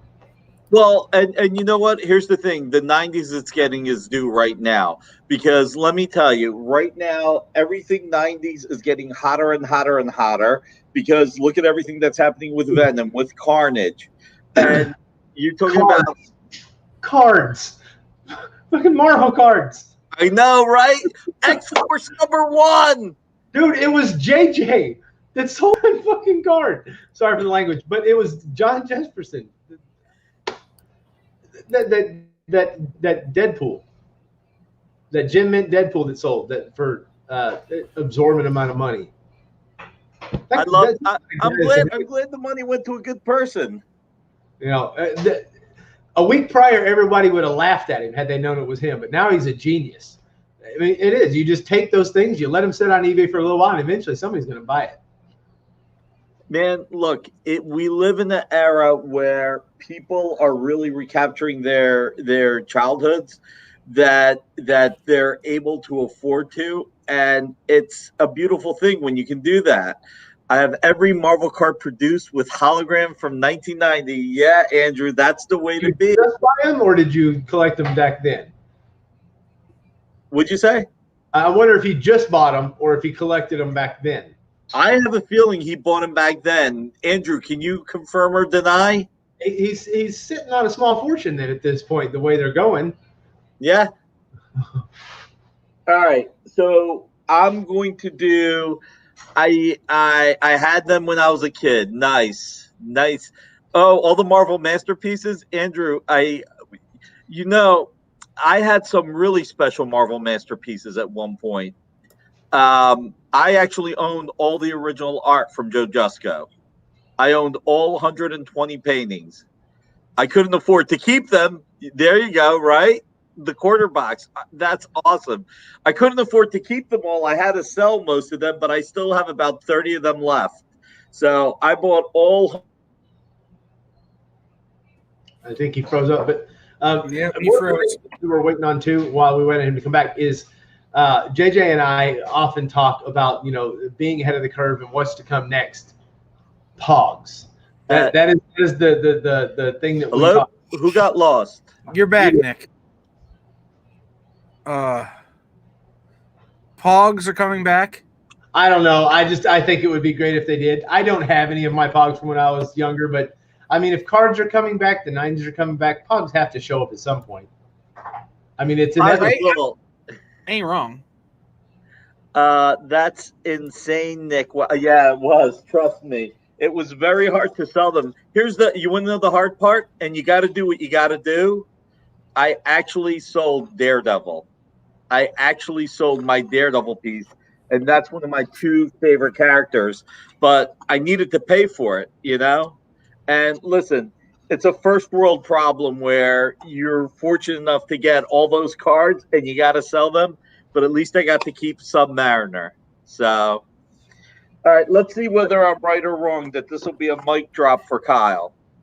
Kyle, what's your favorite? By the way, one person. What'd By you the say? way, if I said Pogs he come left back, Pogs, but it only takes one person to do something like that Deadpool rookie card. One Yeah. person bought that card, they blew up. if Pogs come back, we have to bring back Pogs tournaments. That's all I'm saying. Dude, get me a badass slammer, I'm in. Just saying. Right? I won a Pogs tournament at Kings Island in Cincinnati, Ohio when I was 7 years old. It's my earliest family vacation memory because I ditched my family to play Pogs all day. That's funny. Never rode a roller coaster at the park in my life. I've been there 7 times, and I played Pogs most of them. So, what's our favorite series, Kyle? Favorite series? Crisis? Signed by Perez. What's your 9.8. favorite series?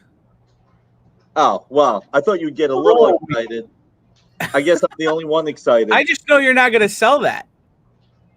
Actually, believe it or not, I have a few 9.8s, and for people who need a more affordable one, I have 9.4s. I mean, Still don't believe you're going to sell it, but let's put a price on it. I'm trying to figure out what the price is. So these $15. bad boys cost money to get signed by George, and it's worth it. These bad boys cost money to get graded, and they're worth it. We got to pay for the book. We got to pay for the shipping.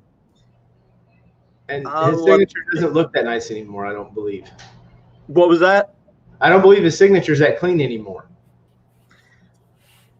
Yeah, well, we only got him to sign 50 of them that got graded. So here's the deal. Crisis happened in Flash died in 1986. So the 9.4 will be $86. The 9.8 will be $198.60. 86, $198.60. So I mean, 9.8 George Perez signed. 9.4 George Perez signed. Both marquee books. Crisis on Infinite Earths is the most important comic series that ever hit as far as Nick Barucci is concerned. It is the greatest series of all time. You had every major DC character and villain from spanning multiple Earths, the Anti-Monitor destroying universes one at a time. You have so many deaths. I'm getting goosebumps. Look at the hairs. I love this series that much. This is my friggin' mecca. This is the best series that's ever hit. You have Crisis number 7. Supergirl dies the hero's death. She flies in front of Kal-El. She takes the energy burst. It kills her. Pure hero's death. She dies. The whole universe mourns. Flash is alone. He's beaten. He's on quad. He's being manipulated by the psycho pirate, and he has to break free. And he knows that he may be able to buy the universe just a few more hours. He breaks free from the hold, the psycho pirate driving him crazy, manipulating his feelings, his fears, everything. He takes the psycho pirate. It's one of the few times that you'll see Barry beat the crap out of someone.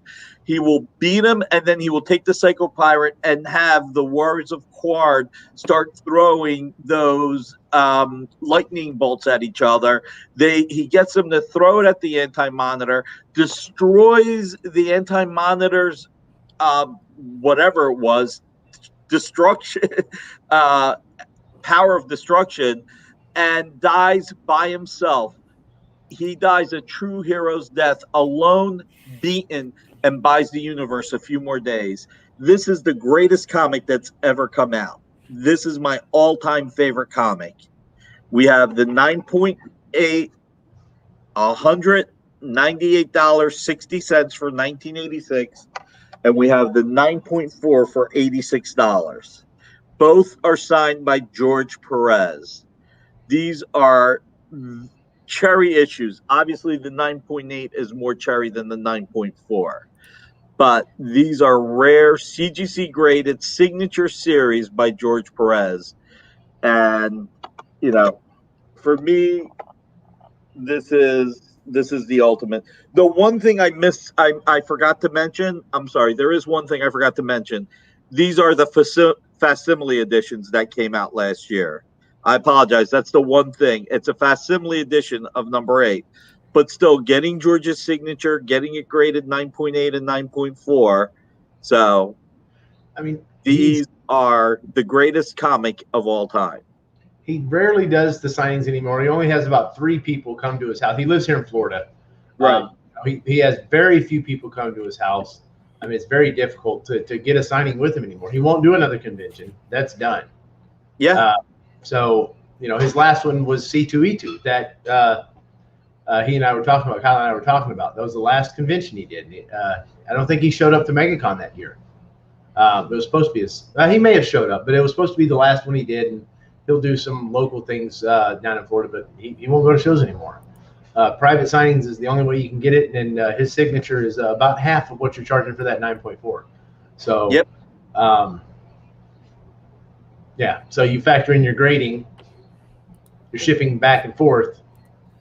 That slab less than you can get it done. It's basically a gift to the fans. Listen, these are our early shows. We're giving the fans some really great deals. The people supporting us, we want to have some fun. And like I said, to me, this is the ultimate comic. I honestly thought Kyle would like this a little bit more. Obviously, I didn't realize that he wasn't going to be as big of a fan as I thought it would be. So it's an iconic series. I mean, it is. It's the thing that a lot of fans, when they think of DC and they think of the crossover DC, that's what they think of. When anybody thinks of a crossover period, it rarely is it Marvel. The only thing you get is maybe Civil War because of the impact that it had and into the movies. Right. But Secret War, with the black suit and all that, and all the coming, the lasting impact that it had. But that one is, Crisis is the one for comics, in my opinion. And I'm a Marvel fan through and through. I have my Crisis that I love, my version of it. The thing that gets my goosebumps, the thing that I read once a year. Never fail. It's a very long read, but it is. It's a must-have for a lot of fans, I think. Anybody that's a fan of DC, a fan of the Flash, a fan of Supergirl. I mean, it's especially at $89, $86 for that 9.4. Dude, take it. Yeah. It is the giveaway price. It is the rewarding the fans price. And, not that you can open this, obviously, since it's encapsulated, but, the old school ads for superpowers are cool. It's just, this was a sweet spot era for me. And this is my all-time favorite series. I know a lot of people. I love Watchmen. I love Dark Knight. I love American Flag in the Shadow. But number one with a bullet is Crisis on Infinite Earths. That is the most important series of all time. This is my favorite comic of all time. And it's just something I wanted to bring. Really special pricing. And, we got this hooked up from our friend Spencer Beck, who works with George. He helped set this up. And, Corey said it. George signed less than 100 copies. He's only going to sign so many at a time. And as Corey said, there's only 3 people that get to go to George's house to do signings. And it's not like they're going every day. It's not like they're going every week. They're going when George allows it. Mm-hmm. And his signature is still one of the most important signatures around. Look, George is the man who had the first hottest selling DC comic of the 80s with Teen Titans. Okay. Just to put some kind of barometer on it, he and Marv Wolfman had the first DC comic that paid royalties because the book sold so well. George is the man who worked on Infinity Gauntlet. And the only reason why he didn't finish it was because he was doing Infinity Gauntlet with War of the Gods at the same time. George is also the man that did the JLA Avengers. I mean, the ultimate crossover of the two greatest teams in both companies all happened because George Perez was involved with Kurt Busiek. You know, you could go him and verse about how important George Perez is, the characters he's created, the mythos he's created. I mean, think about it. Crisis on Infinite Earths, that was an event series on the CW. It was that impactful. So this is one of the greatest creators the industry has ever had on arguably, and I will argue, the most important comic series that the industry has ever had. And so we have two copies. We have the 9.8, we have the 9.4, and they are just, I'm going to do the 9.8 again, just because, I mean, look at the colors and the art. And So I'm curious. You said Kyle wasn't as excited as you thought he would be. Kyle, what is your Crisis? Well, okay, if we're going to talk about DC, it's definitely Future State now. After reading this week's slate of Future State, I think in my mind it's past Crisis. But for me, Nick looked at you. I think you're fired. well, Nick and I have been having this debate for a long time. I wanted to make a joke, which wasn't going to be that funny, but I'll make it anyway. Honestly, Kyle has a crisis every time he has to do a show with me. So, Well, his crisis is on the internet. For me, my crisis is the Infinity Gauntlet. That's the big event book. But then there was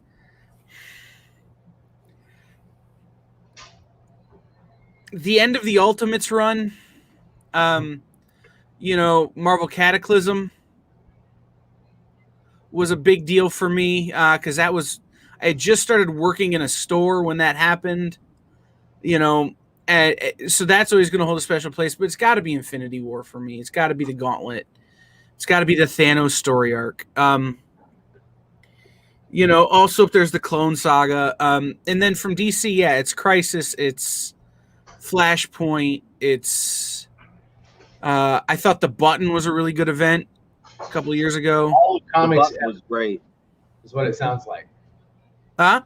All of comics ever is what it sounds like. No, I have a hard time picking. It's like when I filled out the form to join the Collectors Corner group. It's who's your favorite character? I don't know. Who's your favorite kid?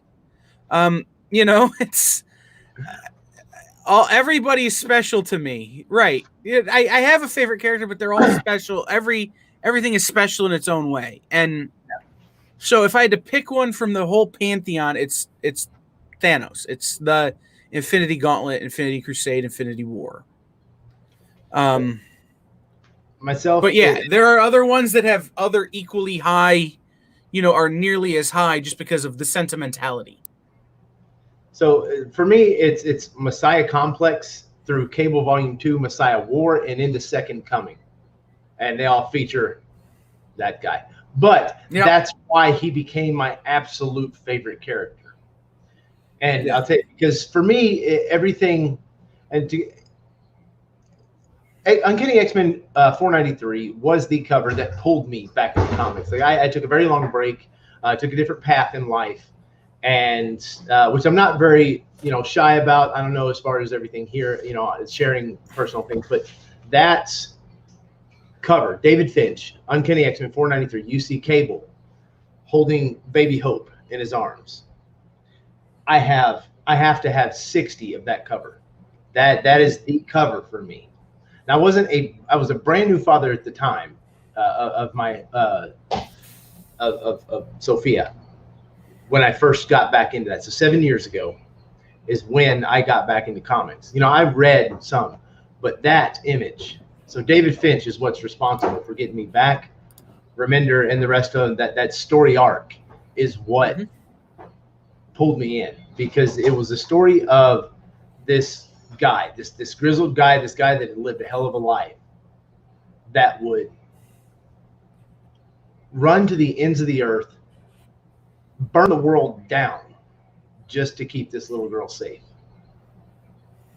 That is what I mean. It. Not to mention Dwayne Straczynski in Cable Volume 2. I don't think he wrote anything else beyond like a Moon Knight. Not much else. More stuck to novels. But that is one of the best, until I read Hickman, the best architecturally set up books that I've ever read. From like issue 2 or 3, Cable is setting up things to take care of Bishop in the future. Like he set up a religion based after him to help combat Bishop. I mean, it's true. Amazing stories. See, and one of the problems I have is that all the books like that for me came out before I was born, but I discovered them later. And it was before event comics were a thing. Yeah. So it's ASM 120 through 123 or 120. You can even go 129. Like that's not an event. That's just an epic run. Yeah. ASM 300, and then the whole Web of Carnage thing in the 360s and crossing over. That Web of Carnage might be one of the, might be number 2 on my list now that I think about it, because I love Carnage. So it's. Do you have any of the art from Messiah Complex?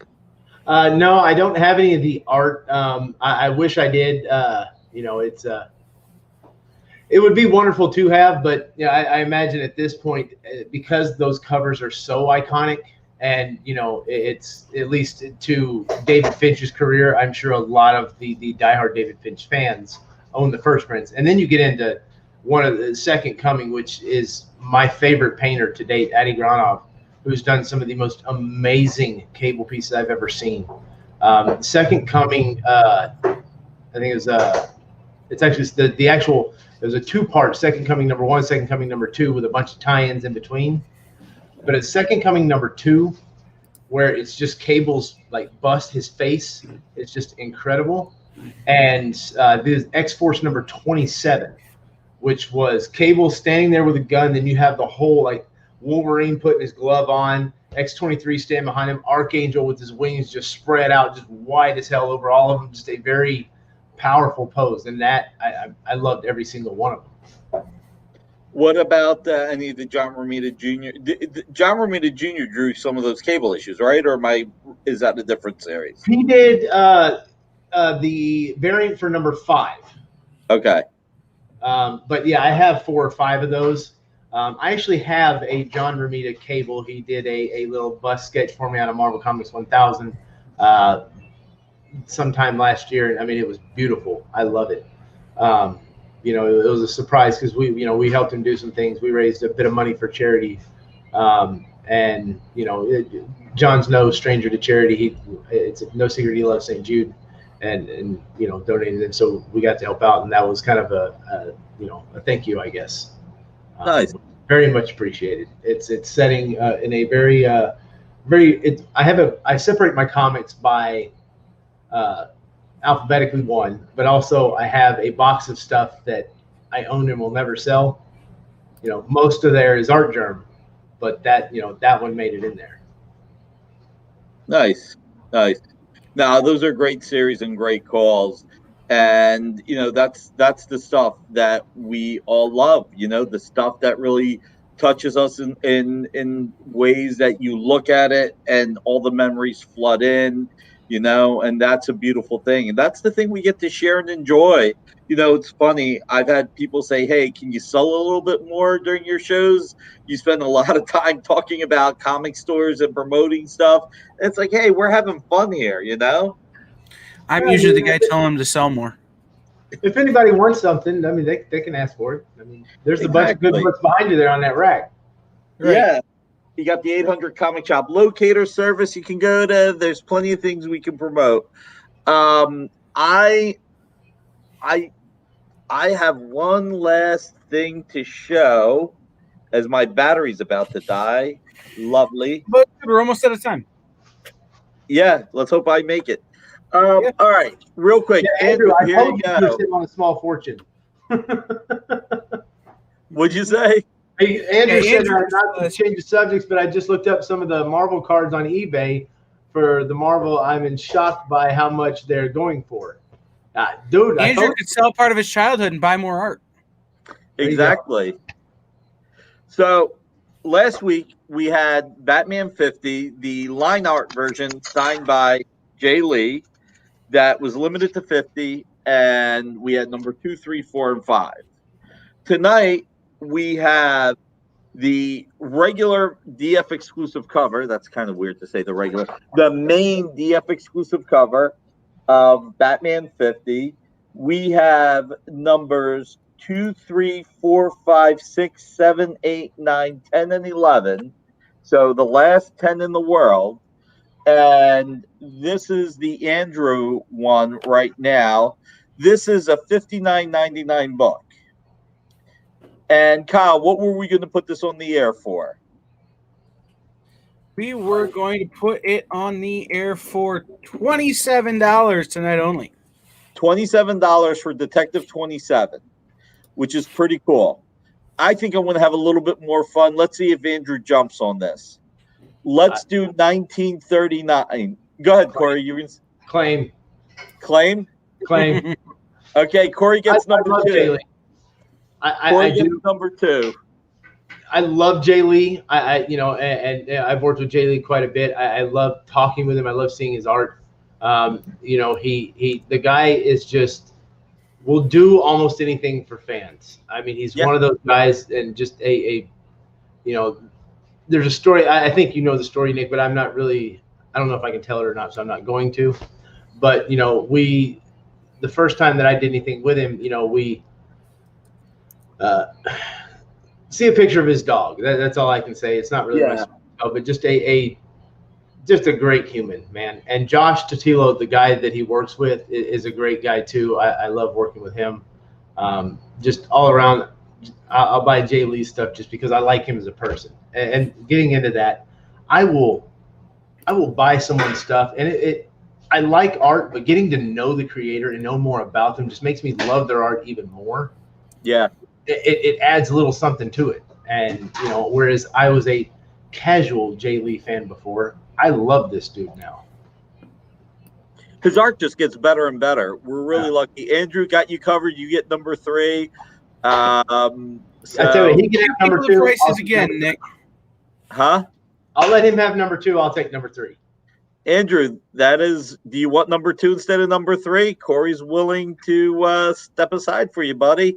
Let us know right now. The guy's been here the whole time, and he's not getting paid for it. So, he loves your show. He's a fan. So, I mean, you got to do him a solid. And you know what? We will, if we don't hear from Andrew, we'll switch it out. If we do hear from Andrew, he can let us know if he prefers number 2 or number 3. And the answer is yes. We kind of figured that would be the answer. All right, man. Give the people the price again, Nick. 1938, $59.99 MSRP. That is the MSRP, limited to 60 in the world, signed in the special pink by Jay Lee. By the way, this is signed by Jay and June. I forgot about that. This is signed by Jay and his wife June, who colored this. And I'm going to show this real quick. I'm going to pull it out. Remember, number on the comic. This one happens to be number 3 out of 60. Only 60 in the world. And this is number 3. The most important thing, take the hollow foil seal, set it to the side, pull the comic out to look at how great the story is. But on this one, look at how awesome this wraparound cover is. I hardly ever recommend getting more than one, but this may, Andrew, if you got multiple kids, this might be the one to get more. You've got Catwoman from the 1940s where she just wore a cat mask to the 1960s outfit that people love, all the way through 2015, 2016, whenever this. 50 came out in 18, I believe. 18. All the way through 2018. We got Kyle taking number 7. So this is a steal. $59.99 wraparound cover, signed both by Jay and by June. So you're getting both.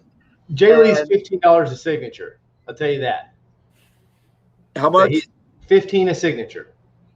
$15 for a signature. That's what he charges.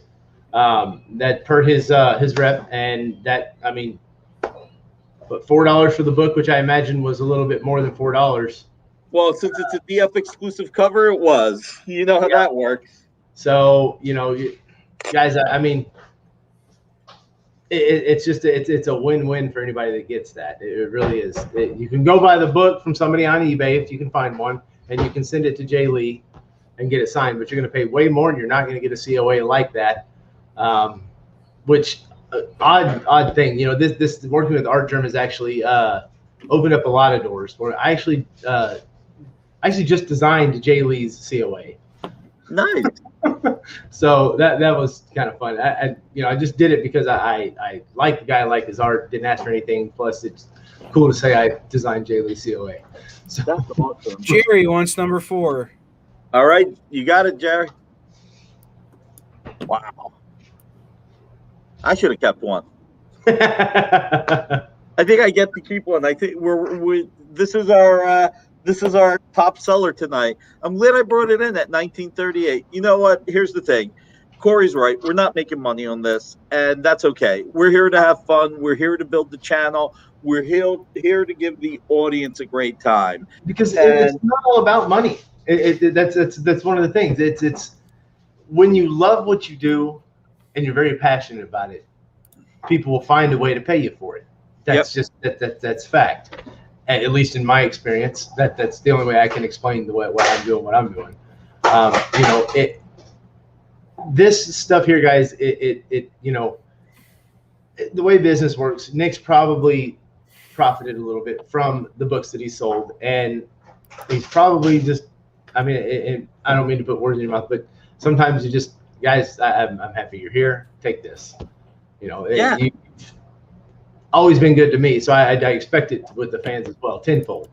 So it's all about giving the fans, the people that are coming to us right now that are helping to build the channel, it's paying it forward, and it's having fun. Listen, I got to tell you, doing these shows has really, it's as close as you can get to making up not being at a show, not seeing you, Corey, not grabbing a drink, not hanging out, with all the creators. I mean, this is the closest we're going to get.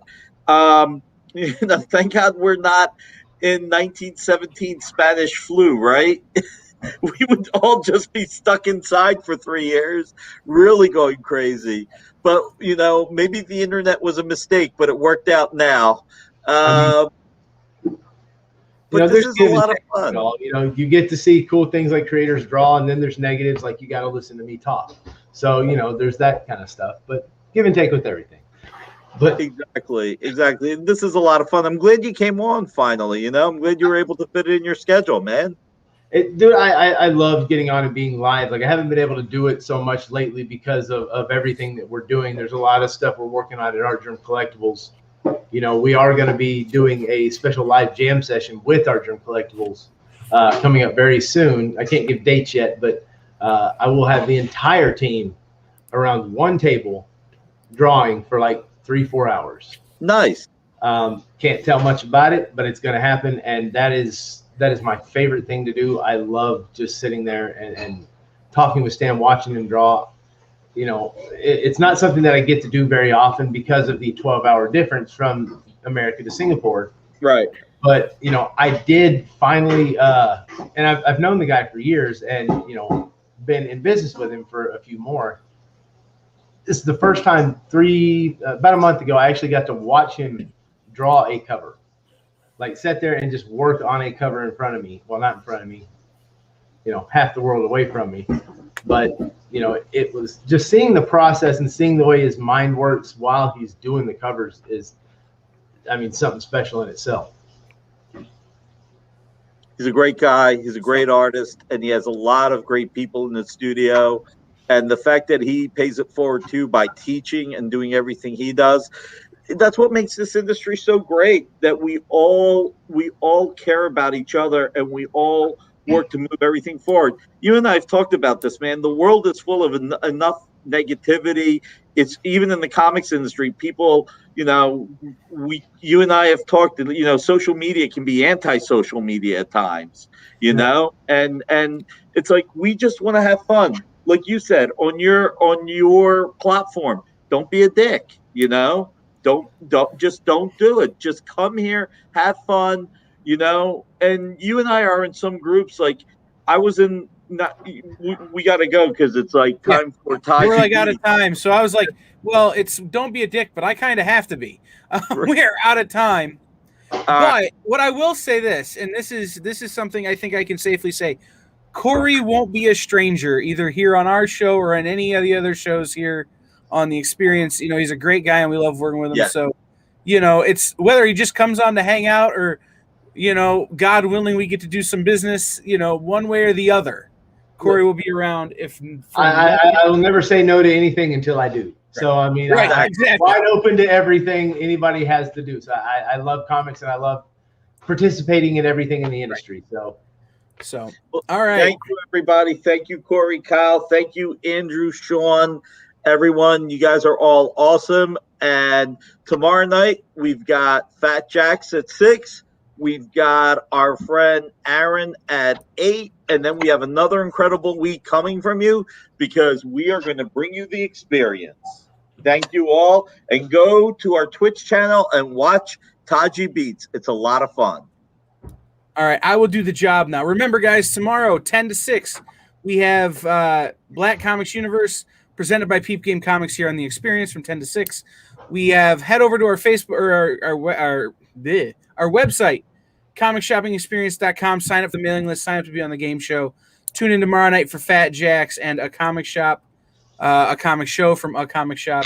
And then head over right now to twitch.tv/the_EXP for the EXP dance party with Taji Beats. That'll be starting just momentarily. So we will see everybody over on Twitch. And until next time, I've been Kyle. That's been Nick. And thank you to Corey once again. We will see everybody in just a little while.